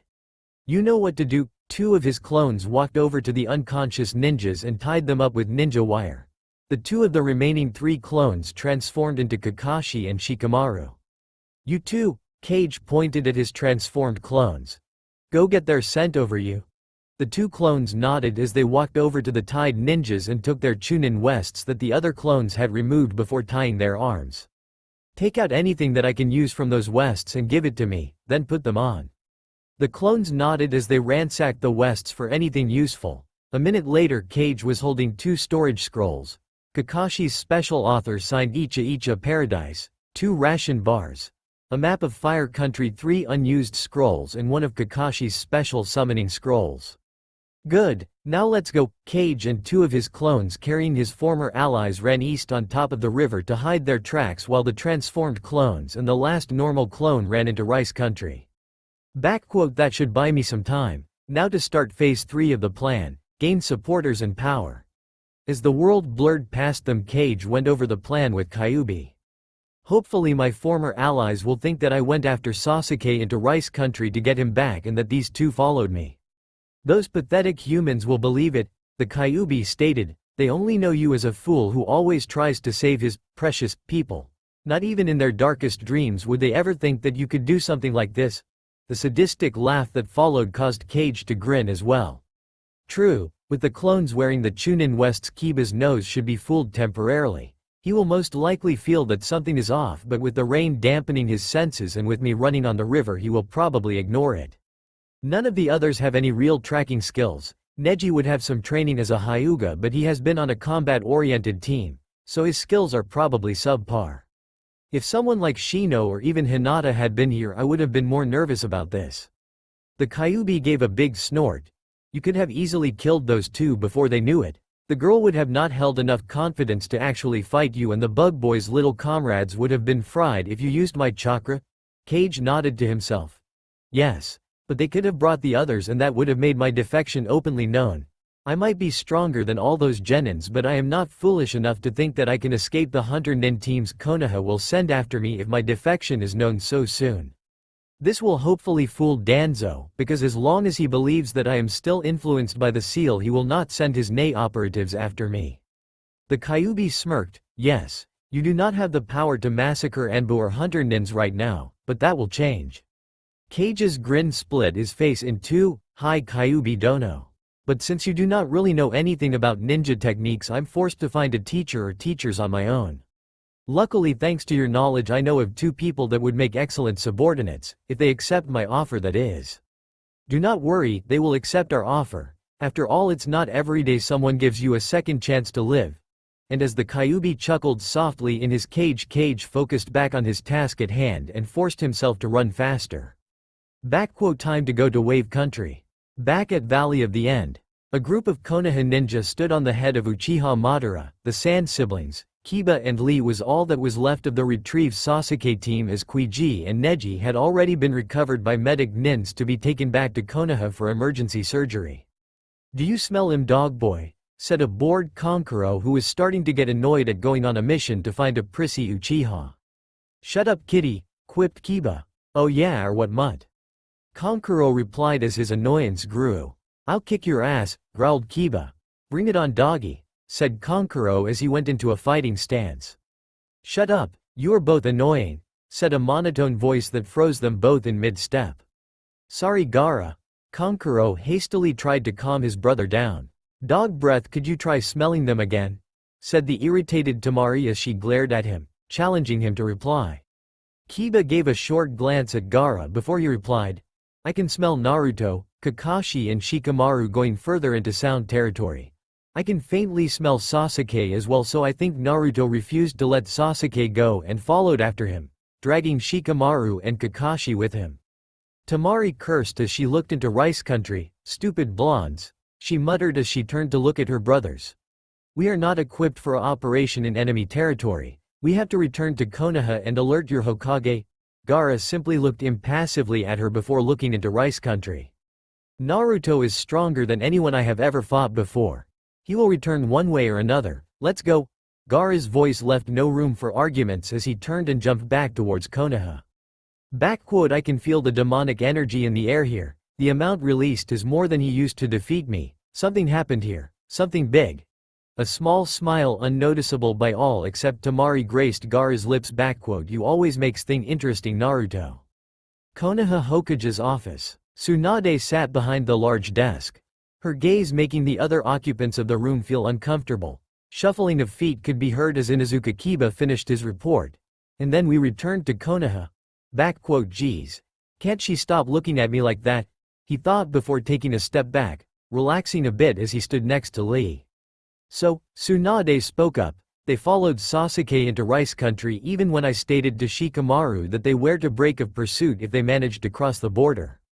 The 2 elders Homura and Kaharu that had been having a meeting with the Hokage as the retrieval team had barged into the office gave each other a knowing look. Lee braced himself and took a step forward. "Hi, Tsunade-sama, we all know how passionate Naruto-kun's youthfulness is."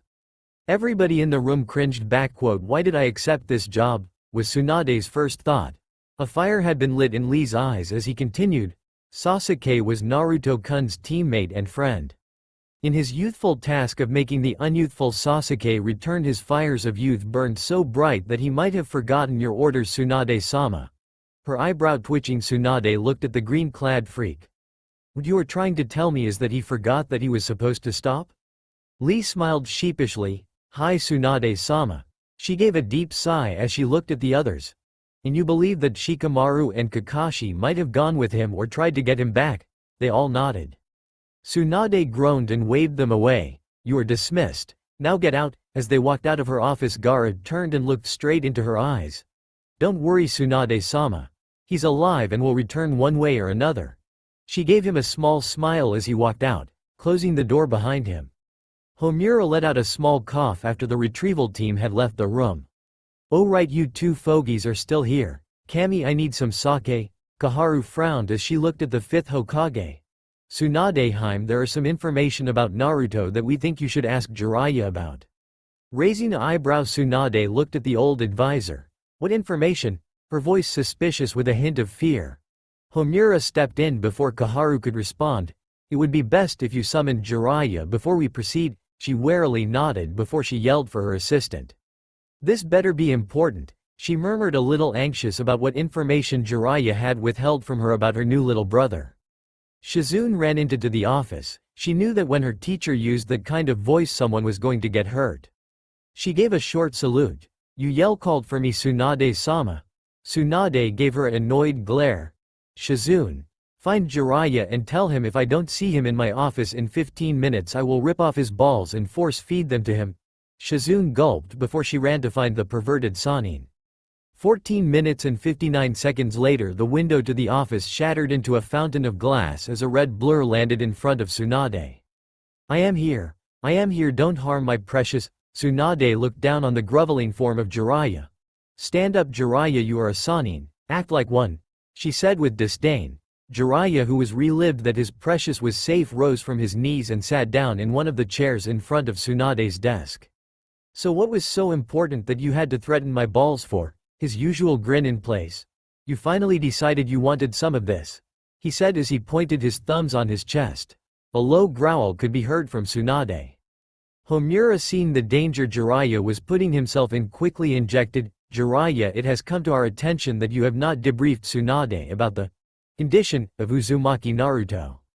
Jiraiya's grin faltered and he slumped back in the chair. "You mean," Tsunade started through clenched teeth, "you put a twisted experimental seal that had originated from," as she rose from the chair, her desk groaning under the pressure she put on it as she continued, "Orochimaru, of all people, on your own godson." The yell of fury was completed when her desk collapsed completely as she looked on the squirming Jiraiya with utmost disgust. "I had no choice," he started weakly, as he felt the killing intent rise. "No choice?" she spat venomously. "And what about Naruto? He never had any choices because you were a coward." Killing intent and chakra was rolling of Tsunade in waves. Two Anbu-clad ninjas rushed into the office only to fall on their knees when Tsunade directed her gaze on them. "Leave," was the simple command that the two elite ninjas felt very compelled to follow.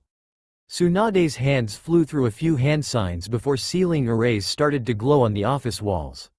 "Now," she said calmly while looking like a vengeful goddess, and Jiraiya was sweating bullets. Angry yelling Tsunade was one thing. Calm angry furious Tsunade. Now that was a whole new ballgame. "We will not be rudely interrupted." Jiraiya looked up on his former teammate and felt like he was watching death incarnated. "I'm going to die," was his first thought. His second was simply "I hope she does it quick." As if reading his mind, she put on a sweet smile that looked so out of place on her still furious face. "Oh no, I won't kill you Jiraiya, not yet at least, you have too much to make up for." And, her eyes searching for her next prey. "You too," she simply stated as she looked over at the two elder advisors, who was currently rethinking if it had been a good idea to tell this to the Hokage. "Are going to tell me everything?" Empathizing on everything, she walked back to her chair and slowly sat back down before leaning back. "Now, speak." With that simple order, Homura and Koura told her everything they knew about Naruto, or Rei as his codename was, had done for Root or on the orders of the Hokage, on how they felt Danzo had gotten too much power, and Jiraiya told her everything he knew from spies or from letters from the Third. Tsunade watched as the one person she had thought would never have done something this inhuman tell her everything she needed to know and more. Danzo, the fire of vengeance burned within her. Your days are numbered. Even if you don't know it yet, it had become dark when they finally stopped talking, and she sat there watching them impassively before looking at Homura and Koura. "You two can go. But I will not forget your involvement in this." Her voice eerie calm as her eyes burned with hatred. Homura gave a small sigh. "It was for the best of the village Tsunadeheim, you must see that?" His voice almost sounding pleading. "Maybe," his eyes lit with a faint hope, "but I get the feeling that the village wasn't worth it." She gave them one last glare. "Now get the fuck out of my office," before she turned back on her pitiful teammate. "So," she said, "now go on. Plead for your life. Tell me how it was worth it, sacrificing the one who saved the village by taking away his entire life. Dooming him to a life of servitude because you were afraid." Her every word cut Jiraiya like a knife. He looked back down at the floor. "I was afraid, I was angry, I had just lost my most precious student. He was like a son to me." As he talked, he rose his head and looked into Tsunade's eyes. "I think I even hated Naruto for all of that. His mother died giving birth to him, and his father died sealing that monstrosity into him." His voice faltered. "I really felt like Kushina and Minato was my own children. I loved them so much, and then in one day Naruto killed them both." Before he could blink, Tsunade's fist had broken his jaw as he was sent flying through the air and crashed into the office wall. Pitiful, Jiraiya tried to rise to his knees while shaking his head to get rid of the stars he was seeing. You felt sad about losing them, so you decided to take it out on the only innocent person in this mess? Her words hit him harder than her fist. He spoke painfully as his broken jaw hung loosely. I know. I tried to think logically about it, and I even tried to protest, but deep inside my heart I gloated at his misfortune. He had taken those I loved away, and I had taken his life away. He leaned against the wall, tears forming in his eyes. The moment I had finished the ceiling I ran. I ran to get away from all of this, from the pain in my heart. But no matter how far I traveled or how many things I tried to forget about what I had done to Naruto, it always came back. Tears ran down his cheeks and his voice was hoarse. Forcing himself to continue, the nightmares never left. The small innocent blue eyes pierced through my soul. Tsunade. I tried so many things to forget them, but I could not. I spent 13 years away from the village trying to put it behind me. When Sarutobi, he spat out the name of his old teacher, told me that Orochimaru was cited during the Chunin exam and Naruto had fought him, I forced myself to come back, to try and atone for my sins. Tsunade looked at Jiraiya with disgust. So it seems even the great gallant Jiraiya fell, and you dared to speak to me about leaving the village for losing Dan and Nawaki? How much of your words are lies and hypocritical bullshit, Jiraiya? He looked up at her, tears staining his face. I guess you will leave then, Tsunade? He spoke softly. No, as long as I am Hokage I won't let anyone touch him, and you are going to work on removing the seal the second he walks back into the village. Her words was like steel. Now get out of my sight before I lose control of myself and kill you. He gave a shaky nod and left the office. Tsunade watched him leave and called for Shizune. Turning around and looking out the window, she spoke softly to her lifelong apprentice. To think this beautiful scenery hides a cesspool of corruption and lies. Shizune was surprised at the amount of disgust her teacher spoke with. Noting Shizune's confused expression, she gave a short recap of what she had been told. Shizune's reaction mirrored her teacher, from shock to disbelief to pure hatred. Tears fell from her eyes as she watched her mentor. How could anyone do something like that? Tears fell from Tsunade's eyes as she felt her anger leave her. I don't know. How could Sarutobi judge others when he does something worse himself? Her eyes hardened as she looked at her apprentice. It's time I find out all the dirty little secret this filthy village hides. We will go to the Hokage's private archives and see if this village is worth saving. Shizune nodded as she used her sleeve to wipe her face. 2 days later, Wave Country. Almost 3 days of continued running at max speed was starting to really drain Cage. Even with the Kyuubi re-energizing him, he was nearing the verge of collapse. He had thankfully found some Senbon needles in one of the storage scrolls and had used them to make his 2 captives stay unconscious. So this is sea smell. Cage had great fun in getting to know real smells and not just remember them from some fake's memories. He closed his eyes as he felt the sun shine on him. The feeling of the sun shining on him was one of his favorites. Being denied sunlight for so long, it felt welcoming, warm, soft, caring. It was everything he had ever been denied, he thought with a scowl. So this is Wave. He heard some grumbling from the Kyuubi's cage. Yes, it is Brat. There's that shitty bridge leading to some dump. The Kyuubi was grumpy after being woken up just to look at some foolish human creation. Then he remembered what they were doing there and smirked. Finally we can get some servants. Cage grinned as well. I think it's better to call them subordinates, makes them less likely to hate your guts. He finished in a cheery voice.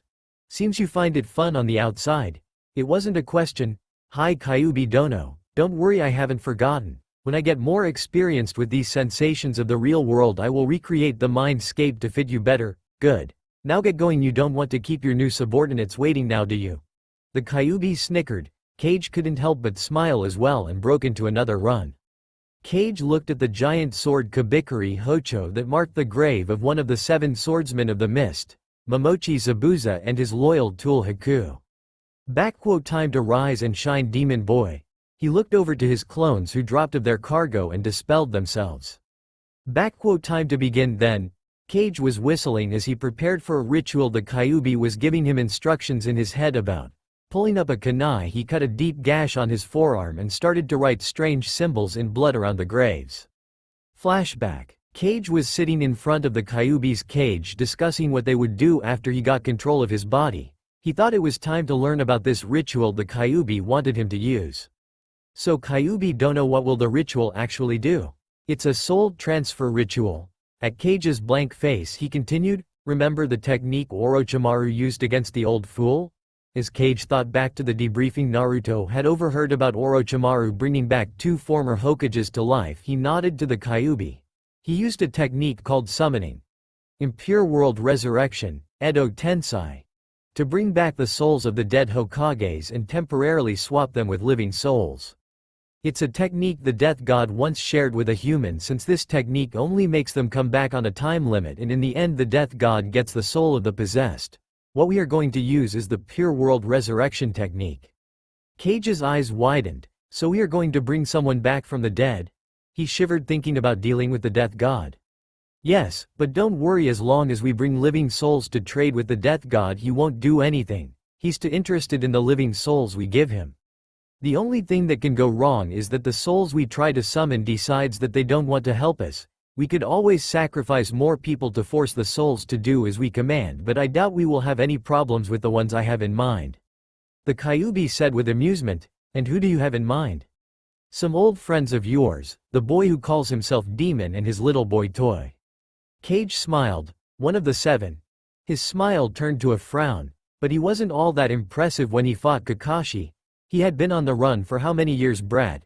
It's not like he calmly trained to exhaustion when there can be a hunter nin waiting around the corner, and for the record, if he had been serious the entire time and not played with Kakashi he would have won. He let his foolish pride come in the way of victory. Cage nodded while thinking over it. The Kyuubi might be right. On to the next part of the plan. Flashback end. You know Kyuubi dono, these runes are a lot like seals, so why didn't you bother to learn seals as well? The Kyuubi's face turned into a frown. Don't insult runes by comparing them to seals. Runes are the written words of the gods themselves.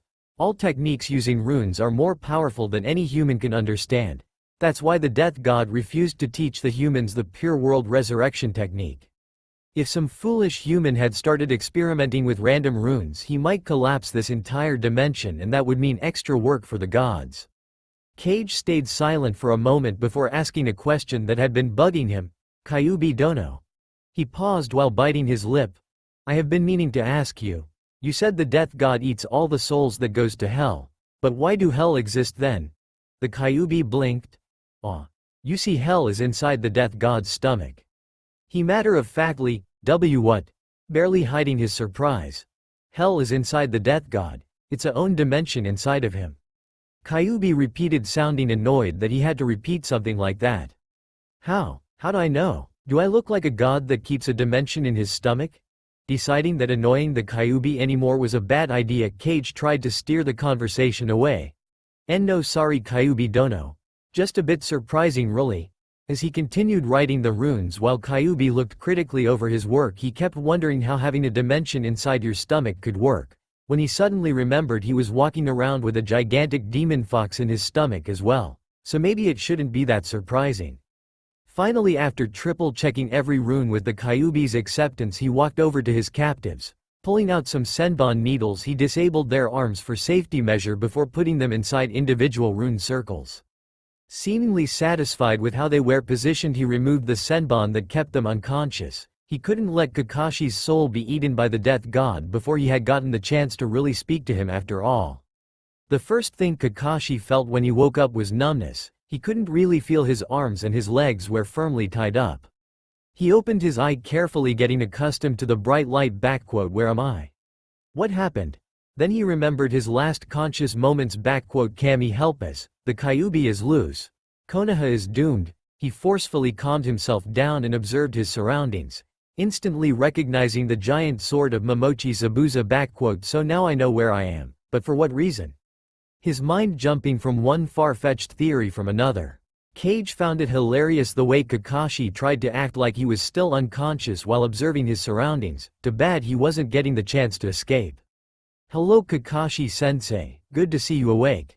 Hello Kakashi-sensei, good to see you awake. Shit. Calm down Kakashi. You have been in worse situations and have gotten out of them. First I need to find out what he wants. Hello Kyuubi, why have you dragged me to wave? Didn't know you liked to carry around humans. Cage snickered. Kakashi-sensei, do you honestly believe that I am the Kyuubi? So you are saying that you are the real Naruto and betrayed Konoha? For what? Cage's eyes were full of mirth. Yes, you are spot on, Kakashi-sensei. I am the real Naruto, or at least what remains of him.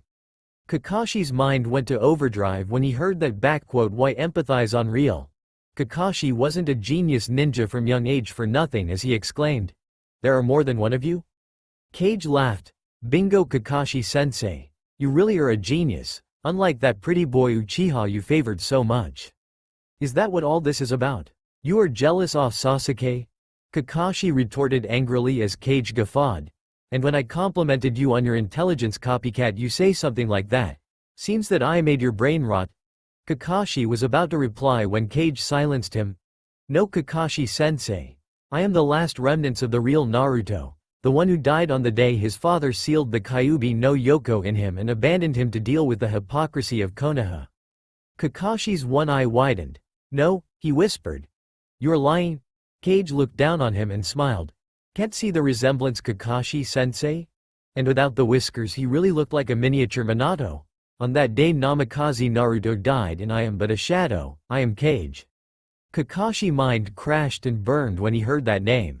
Did you know they put a seal on me, Kakashi-sensei, a seal that made me the slave of the Hokage? I have now broken free of those chains, and trust me when I say that judgment is coming to Konoha, and you will help me. Kage gave a sinister laugh that made Kakashi shiver. Same with you, Shikamaru, and you can stop pretending to be unconscious now. Shikamaru opened his eyes and looked at Kage. You don't have to do this, Naruto, he calmly stated. Kage looked at his one-time friend. I do not have to do it, but I want to do it. As a smirk grew, he finished. Well, that's enough. All you two need to know is that you will help me destroy Konoha. It's a shame, Shikamaru. I never had anything against you personally, but you are too smart for your own good and too loyal to Konoha. Kage knelt behind them and used a senbon needle to paralyze them. You two deserve to watch this at least. Consider it a treat. No human has seen this ritual for thousands of years. Kage bit his finger and slammed them to the ground. Summoning. Pure world resurrection. The runes glowed with a dim red light as the temperature dropped and a great black gate appeared over graves. The doors opened slowly as two figures revealed themselves. Oh shit, it's bright outside, the taller figure stated angrily. Zabuza-sama, don't you even care that we are supposed to be dead and trapped in hell right now? The smaller figure said calmly. Hell no, Haku. I don't give a shit about that. I'm out and I'm happy for that. Hell is overrated. Kage let out a small cough to gain the attention of the two former missing nins. Hello, Zabuza-san, Haku-san. Who are you? Zabuza questioned before continuing as he recognized the blonde. Oh, you are that annoying blonde kid, right? With all the shadow clones. What the hell are you doing here? Kage simply smiled. I'm here to recruit you and your companion, Zabuza-san. Neither Zabuza and Haku was prepared for that one. What do you mean recruit? We are dead, Naruto-kun, Haku said after gaining his composure again. First off, I am not Naruto, I am Kage. Naruto was the personality created by the third Hokage with the loyalty seal he placed on me. Both the dead missing nins and the Konoha ninja's eyes widened as he said that. The thought in the Konoha ninja's mind was the same. No. He must be lying. Hokage-sama would never have done something like that. Zabuza on the other hand gave a short laugh. Seems the seal didn't make you loyal enough now, did it? Kage grinned. No. With the help of the Kyuubi I broke it. Zabuza looked impressed. Oh, you are a vessel then? Then maybe this recruiting thing isn't just a joke. Kage's grin changed to a small smile. Oh, the offer is quite real, Zabuza-san. In return of your loyalty I will return you to life and even give you the body of the man who killed you. Zabuza and Haku finally noticed the two paralyzed Konoha nins. What are they doing here? Haku questioned curiously. Their souls will be traded for yours with the death god if you accept my offer. Zabuza grin almost split his face. So do we get our old bodies back or? Kage's smile never left his face. No, I'm sorry, but that's impossible. What I will do is give you the body of Kakashi here, he said, pointing at the copycat. As his soul will be traded for yours, you will gain his body, his techniques and most of his memories. You will even gain the Sharingan. Kage finished smiling to the two ghosts. Zabuza looked like he was a kid in a candy store. And what is the plan if we accept? We destroy Konoha, of course, and one other man that Kyuubi has a special hate for. Zabuza scoffed. Why even bother with those cowardly treehuggers? A cold chuckle escaped Kage's lips. Zabuza-san, have you never wondered why Konoha is the strongest of the 5 hidden villages? Zabuza opened his mouth to reply when Cage silenced him and continued pointing a finger at his head. Deception and lies, Zabuza-san. Konoha is the epitome of a ninja village. They lie and deceive their own villagers so thoroughly that the only ones who really know what's going on is the Hokage and his closest advisors. With words they have managed what all the other Cages dream about, complete and utter devotion of their ninjas. By your standards, Konoha ninjas are soft, and they are. But what saves Konoha is the reason why they are the strongest. Self-sacrifice. They make their ninjas think that sacrificing yourself for the village is the greatest honor you can have. While the Mist had what Konoha condemned as a barbaric and horrific genin exam, they do it worse. While Mist actually prepared their ninjas for a true ninja's life, Konoha pulls wool over their eyes and then gives them a baptism by fire. Honestly, do you really think 3 genins can survive encounters with someone like you with only 1 Junin teacher? If Sakura had not been as lucky in having both the strongest genin and myself, she would have died on that mission, which in turn would give us closer ties to Konoha. Cage took a small pause in his rant as he looked at his audience. Both the missing nins were thoughtful while Shikamaru and Kakashi looked horrified. With the death of a teammate, standard psychological reaction would be to either train harder to stop something like that to ever happen again, or for us to become hellbent on revenge if you got away, making us more loyal to Konoha in the process. This has been the way of Konoha since the first Hokage, and you can see it works perfectly, as the only real missing nin that has left Konoha is Orochimaru the Snake Sannin, and that was only because the Hokage had gotten so many reports about his twisted experiments that he couldn't turn a blind eye to it anymore. But even as he left, Konoha gained more knowledge of subjects that they condone others for experimenting on. They gained a ninja who could use wood release with infused DNA from the first Hokage and countless books on different poisons and forbidden seals. Did you know that a lot of the healing techniques developed after Tsunade left Konoha was made by using the information from the Snake Sannin's experiments? Cage let out a sigh. With the use of Kakashi's favorite phrase, "Look underneath the underneath," you can see the real reason why Konoha is the strongest village. Cage gave another small smile. So any other questions? Haku shook himself out of his stupor and asked a question that had been bothering him. So you can resurrect anyone? His voice almost hopeful. Cage shook his head. No, there are certain limitations. First off, the last part of the ritual requires insane amount of chakra, more than any human holds. The soul that is summoned can only be resurrected once. If you die in your new body, it's game over for good. Your life will be tied to mine. If I die, you die, and so forth, and unless there are any special reasons, the soul cannot have been dead for more than 10 years. Also, the ritual requires a large body part of the soul you want to summon. Haku nodded, looking a bit sad. Zabuza looked at Haku, then at Cage. Count me in, kid. You got yourself a subordinate. Haku looked at Zabuza, who simply smirked. Hell was boring anyway. Cage nodded. And you, Haku? The young ghost nodded. If Zabuza-sama goes, I will as well. Cage smiled genuinely for the first time. So this is joy. Weird feeling. Good. Then let me just finish this, he commented as his hands flew through several unknown hand signs. By Kakashi-sensei. By Shika-chan. And with a last hand sign, the runes gave a blinding red light. Cage pulled out the senbons that had kept the 2 Konoha nins incarnated and watched as the 2 bodies convulsed. Looks painful, he thought while watching with great interest. After what seemed an eternity for Zabuza opened his eyes. No, scratch that. He opened his eye. Now this was weird, he thought. He pushed himself up and observed his surroundings.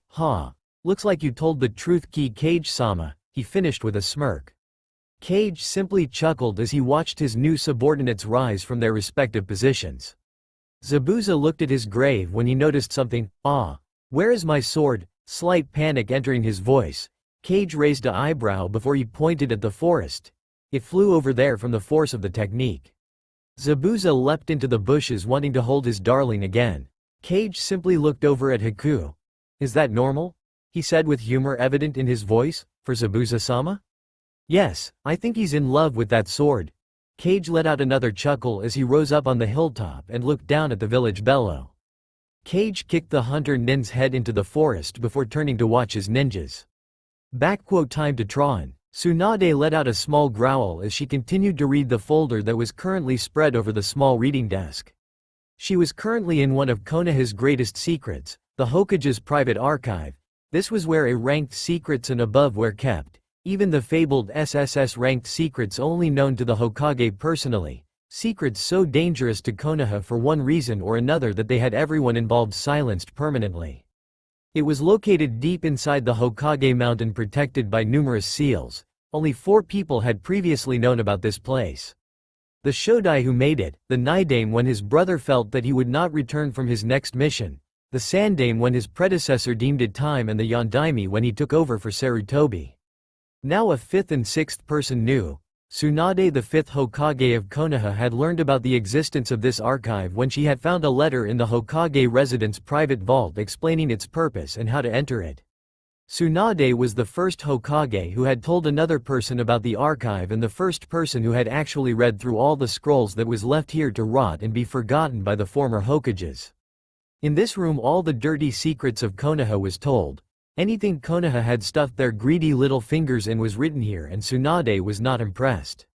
It was weeks since she had been told about Naruto's seal, and she had brought Shizune with her to the archives to find out the complete truth.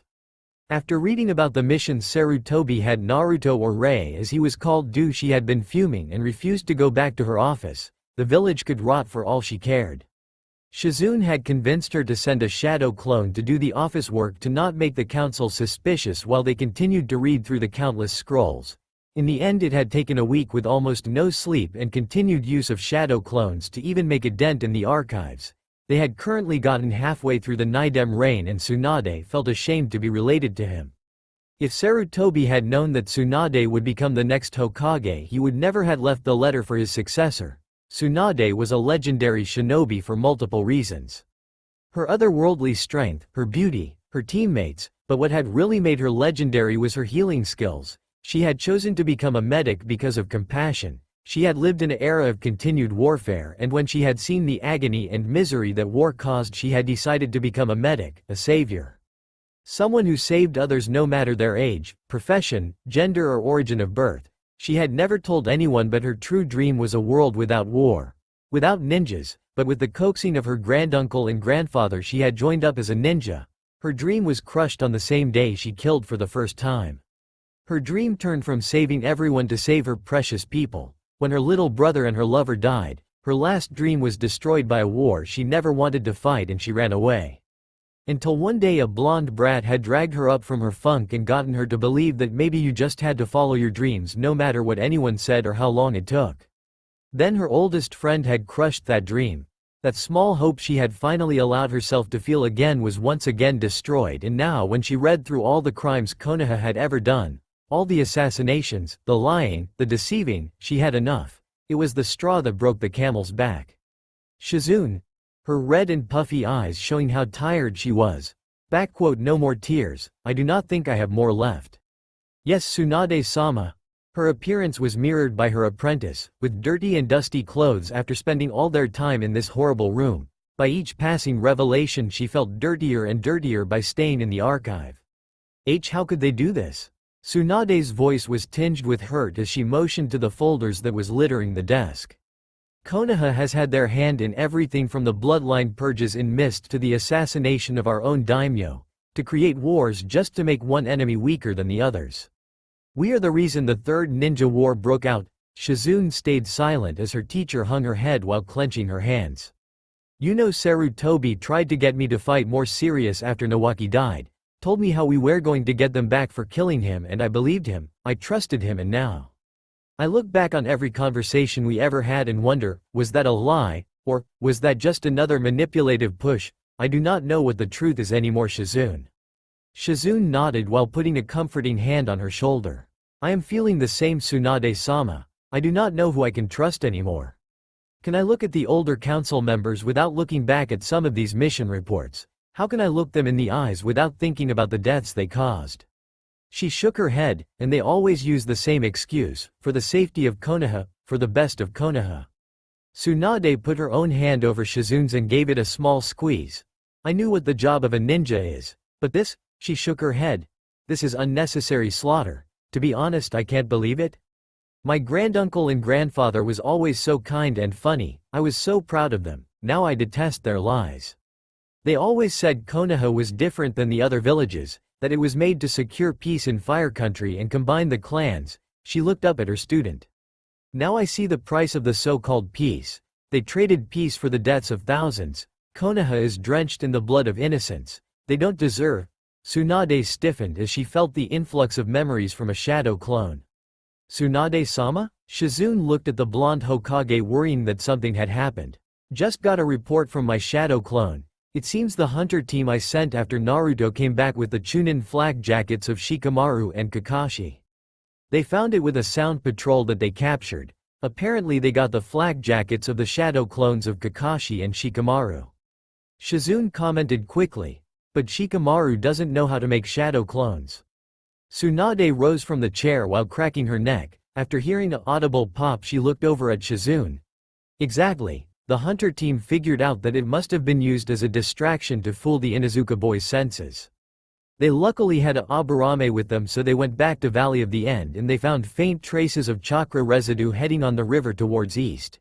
The Aburame commented that it had traces of the Kyuubi's chakra in it, mixed with two others. Shizune looked shocked. Why east? There's nothing over there, and wait, why did they think that the distraction was meant on Kiba-san? Tsunade let out a growl.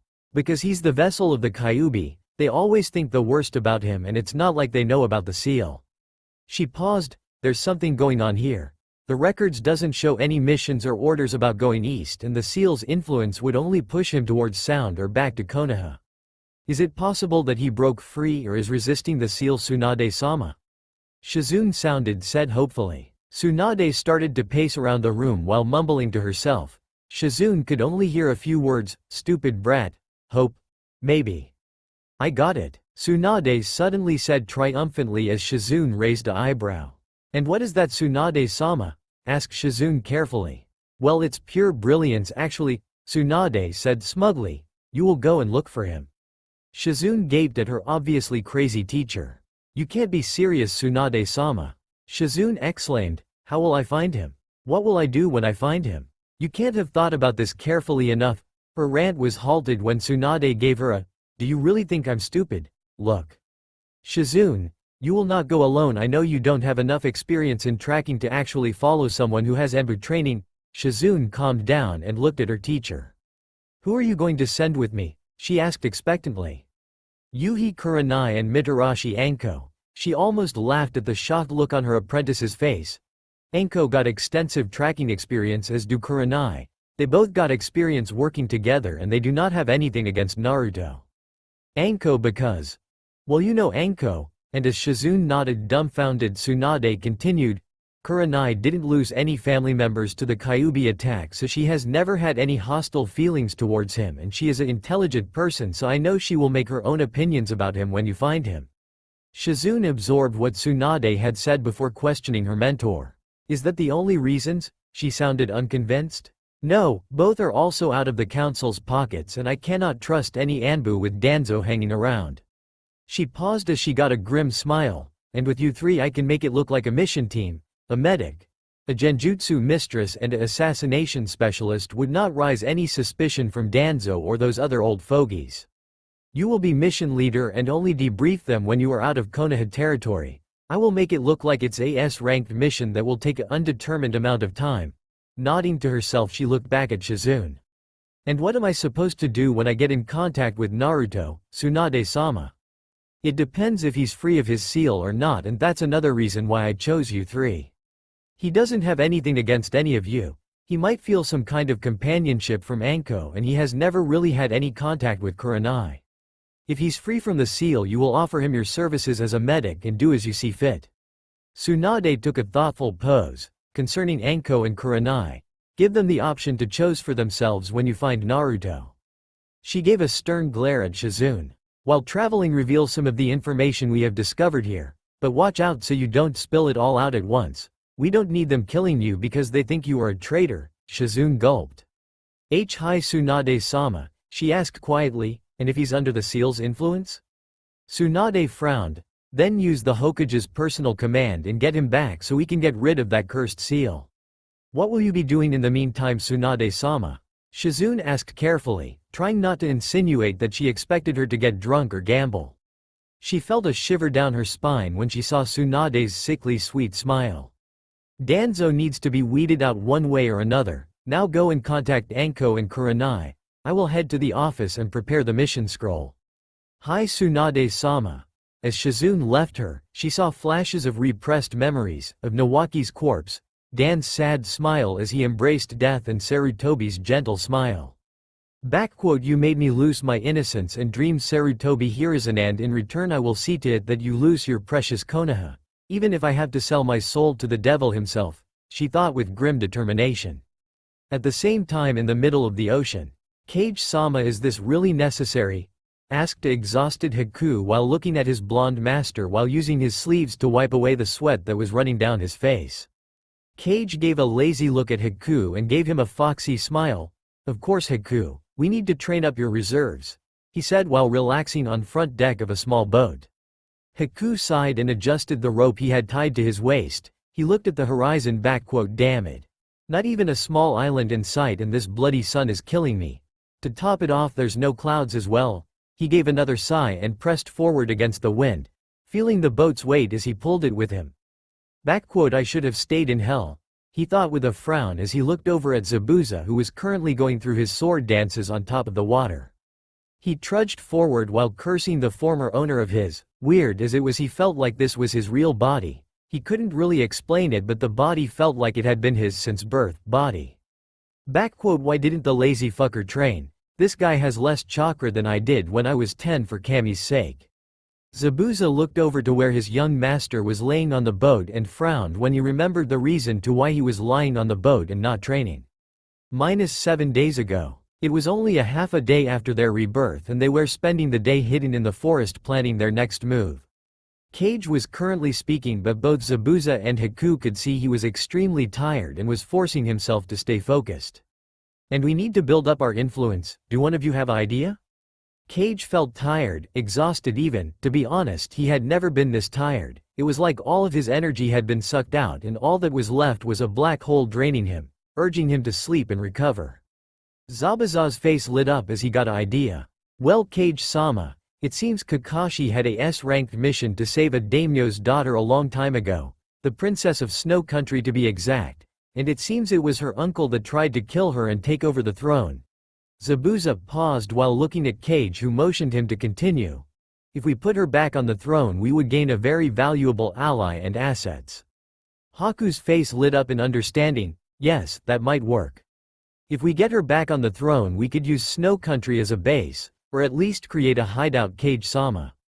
Kage looked thoughtful as he considered his options. If what you say is true, we could also go the other way, kill the princess and present her head to her uncle. Haku scowled at the thought. But that would be the easy way, and honestly I rather save a princess than do the bidding of an arrogant bastard. He gave a small grin. Who knows, maybe she's cute too. Zabuza and Haku sweat dropped. You would save a princess and kill a reigning lord because she was cute? A stunned Haku asked. Rather have a cute girl in my favor than an old fat ass. Kage said cheerily while Zabuza let out a roaring laugh. True, I think I might enjoy working for you, Kid-sama, he said teasingly. Right now we have nothing, but I have a feeling that if we follow you we will get to see great things and fight strong opponents. He added the last part sadistically. Well then, Kage started, time to find out how strong we are. I am currently only at mid to high chunin strength, he said with a frown. My muscles has deteriorated after spending a couple of years as a moron without adequate training.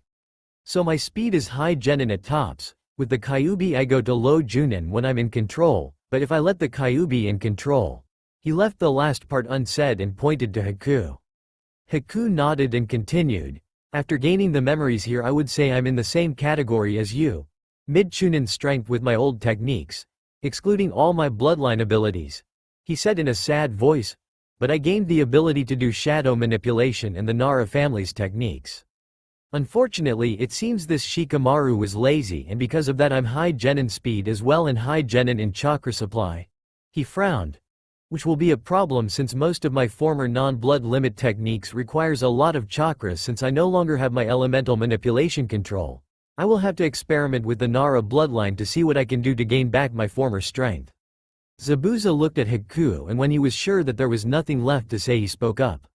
Seems I'm the strongest here then. He gave a small chuckle. I gained a lot of techniques in the Sharingan. But I can't say I'm impressed with the copycat. He has been slacking his physical workout after leaving the Anbu. High Junin speed, decent chakra pool, but I will have to train with my sword to get it used to my new height and train up more muscles. He smirked. And I will help you guys train as well. His sadistic laugh made Cage's and Haku's skin crawl. Cage nodded. Then we will have to find out where we can find this princess and get some new clothes. Zabuza nodded and looked at Cage's orange clothes with distaste. Cage felt dizzy and continued. Well, you guys know what to do. Good night. As Cage collapsed, Haku leapt and caught him before he could smack his head on the forest floor. He will have to rest. I almost forgot how much chakra he used to resurrect both of us, Haku commented while Zabuza nodded. Yeah, well we got our orders. I will carry the brat, so let's go. After acquiring a boat and some food in the village, they left to find the missing princess. The last of Kakashi's memories showed that she had become a famous actress, so when Cage had woken up he decided that they were going to one of the bigger port cities to find out where she would be next. After getting into a calm area without wind, Haku had been forced to drag the boat under the excuse that it was training, and since Cage had been ordered by the Kyuubi to not use his chakra for a week before it had fallen asleep, he decided to relax and have a short vacation. He felt that he deserved it after all he had done. Present. Zabuza shrugged and went back to his sword training while giving a last stab at Haku. Looks like it's heavy, Haku. Need some help with that? He said in a cheery voice. The glare he received from Haku made him chuckle, when suddenly Cage spoke up. Well, it is going pretty slow. Tapping his finger on his chin, come help Haku. This will be training for you too. He ordered gleefully as Zabuza paled while Haku let loose a malicious laugh that the others had never expected to hear from him. I raised that kid and he never laughed like that. He's finally growing up. I'm so proud, Zabuza thought while wiping away his imaginary tears. While Cage started rethinking his decision to resurrect them. Did the resurrection do something with their personalities or something? He thought with a frown. Well, it won't matter. They swore an oath that cannot be broken. After mentally reassuring himself, he went back to observing his companions' training. Zabuza and Haku let out a sigh of relief when they saw the coast 4 hours later, Haku especially after having to take several breaks in fear of chakra exhaustion. They both climbed aboard their small boat and walked over to the sleeping Cage. Haku gave a careful nudge to Cage's shoulder, waking him up instantly. What? Said a grumpy Cage while rubbing his eyes. We are reaching the port city of Akita, Cage-sama, Haku said softly. All he got was a small grunt in reply as his master pushed himself to his feet and looked towards the coast. Akita was a medium-large city that was southwest of Wave in Fire Country. When they left Wave they sailed north, then went east and around the coast to lose possible pursuers, before setting the course southeast to the largest port city in these parts. Akita was well known for its marked place, which was said to have everything in the elemental nations. No matter what you wanted, it was there. You just had to know where to look. It was a fairly modern city with large apartment complexes, big factories, wharfs, and the pride of the city, their marked place, which was inside a giant warehouse since the city was always covered in smog from the different factories. When they entered the harbor and anchored their boat, Cage gave what he could see of the city a last glance. Right, Zabuza, Haku, you two will try and uncover any information concerning the princess while I go get some supplies and new clothes. I refuse to wear anything with orange in it any longer, he said while looking at his dirty and ragged jumpsuit. Hi, Cage-sama. They replied instantly. Haku hesitantly looked at Cage. What about our clothes, Cage-sama? We might want to get some new clothes as well? I will see what I can find. I got the money we found on that hunter Nen and can always get some more by pickpocketing, but I will be keeping a low profile. We will meet back at the boat in 2 hours, now go. He ordered as his followers disappeared in a shunshin. He was preparing to leave the boat himself when a harsh voice yelled at him. Oi, brat. He frowned and looked at the speaker. What? Cage let his hand fall on his kunai holster as he observed his surroundings, noting that there were no one in sight, but that could be the smog's fault. It was hard to look into it. After only 20 feet everything became blurry, and after 30 it was impossible to see.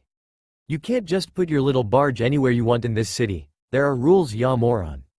A old man yelled as he walked up to Cage. And it costs to have your boat anchored up in here. He could hear the greed when the man spoke and casually lifted his hand from his kunai pouch before with a sharp twist of the wrist sent a kunai in the man's throat. The older man gurgled as his life force bleed out. He tried to take a few steps back when his legs gave away and with a shocked expression collapsed and was embraced by the cold hands of death. Cage casually walked over to the corpse and stole his wallet before kicking him over the edge into the sea. Now then, let's find a clothing store. 2 hours later aboard Zabuza was waiting for his boss to come back from his shopping trip. The search for information had been fruitful and he needed to give his report to Cage. Oh come on, 2 hours for shopping. No man takes that long to buy clothes. A voice cut through his musings. Zabuza, how long have you been waiting? Zabuza stared wide-eyed at Cage and he had to do a double take. Gone was the orange jumpsuit replaced with dark forest green ninja pants with bandages on the shins, fingerless gloves, 2 new black kunai holsters on each leg and a black hip pouch. His jacket was replaced with a mesh undershirt and leather armor strapped over it. He was also wearing a open Chunin flag jacket that looked like the normal Konoha jacket except the swirls were blue instead of red and to top it off a ninjutsu sheathed over his right shoulder. His sandals had been replaced with a pair of new sandals with the same color as his pants and his forehead protector hung loosely in his belt. But the biggest and most striking difference was that he had dyed his hair red. What did you do to your hair and why? Zabuza asked curiously. Dyed it and for multiple reasons. Most of all I hated the blonde color. Reminded me too much about my father. Zabuza could feel the malice and hate when Cage said father. But more importantly I'm harder to identify by Konoha. After we find and contact the princess, you and Haku should also get a makeover. Right now it's useful to make her remember someone who saved her for a good first impression. Zabuza could only nod back. Well, it would be nice to get back my original hair color, he mused. Cage glanced at the older nin. So, did you find any information? Snapping out of his fantasies, Zabuza quickly reported their findings. So she's actually in this town? Cage asked incredulously. Hi, Cage-sama, she and her movie crew are here. They're just staying the night before heading to Snow Country to shoot the new movie. Seems we're lucky, Cage said while a small smile tugged on his lips. Well then, you said Haku is shadowing them? At Zabuza's confirming nod. He started to do some light stretches. It's been a week, so I should be able to use my chakra perfectly fine. He paused and tried to feel the Kyuubi's presence. The Kyuubi is still asleep. He grumbled. I think the cost of resurrecting you two had a larger impact on his reserves than I thought. Well, let's go, Zabuza. And with a hand sign he was gone in a whirl of wind. After finding Haku, who had been flaring his chakra every 10 minutes on a rooftop observing a hotel that the princess and the movie crew was staying in. So she's in there, Haku? Asked Cage straight to the point as he landed next to Haku. Hi, Cage-sama. She's currently in the bar seemingly drowning her sorrows in booze. Haku looked at his master. What happened to your hair, Cage-sama? He asked with poorly concealed shock. Didn't like it so I changed it, now get back on track, answered a disgruntled Cage. Me and Zabuza will enter and get her to hire us to eliminate her uncle. The way he said hire meant either she did it voluntarily or by force. If we have to put a puppet on the throne, so be it, he said with a tone that left no room for discussion. Zabuza and Haku merely nodded. Haku, stay here and cover us. Zabuza, let's go, Cage said calmly as he jumped down to the street. Entering the hotel, the two ninjas walked slowly over to the bar and looked for the princess. Zabuza was the first one to see her and giving a sign to Cage walked over before greeting the obviously drunk woman. Hello again, Kazuhana Koyuki, or should I call you Fujikaze Yukie, Zabuza lazily drawled, and with a raised hand did a small wave. Yo. Even in her drunken stupor, Yukie recognized the fact that someone knew her real name and narrowed her eyes on the gray-haired Cyclops. Who the hell are you? She spat, pissed that someone was interrupting her drinking session. Staying sober always brought those childhood memories back. Clenching her hand around the sake bottle, she gave him a glare. On second thought, I don't want to know, so piss off. In an obvious exaggerated motion, Zabuza held his hand over his heart. Oh, you wound me, princess. Forgetting all about your savior, he said with mock hurt. Yukie raised an eyebrow before narrowing her eyes. Oh, now I remember you, Inu-san. Can't say that the mask protected your identity when you got hair like that. She let loose an unladylike snort. What does my savior, using hair quotes with one hand while filling her cup with more sake with the other, want with a young attractive actor like me? She took a sip from the sake cup.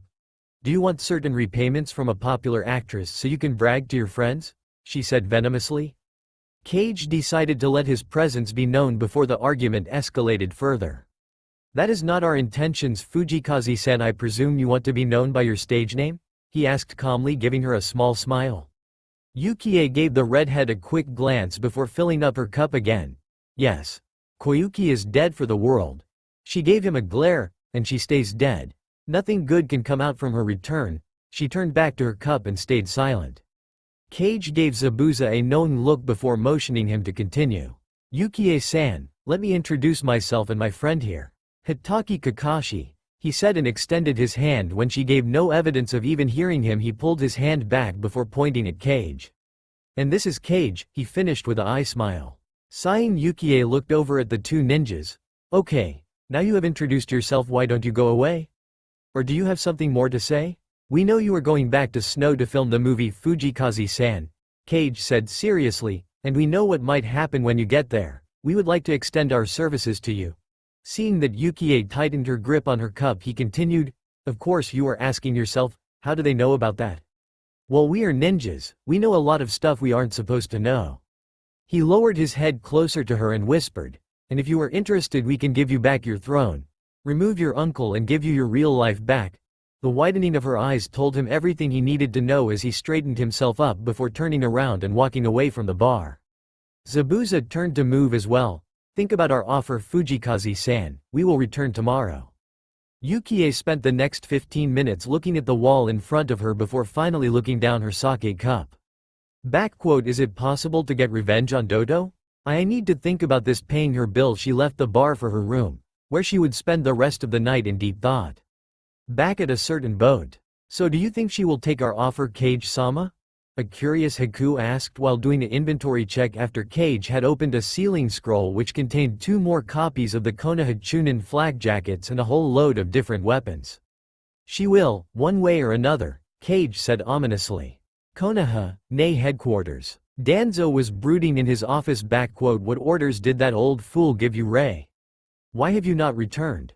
Seems I must send some operatives out to find out what your motives are after all. He rose from his throne and gave a sinister chuckle. You will become mine, Ray, one way or another. THSTA all for now. If you enjoy then please like, share and do comments.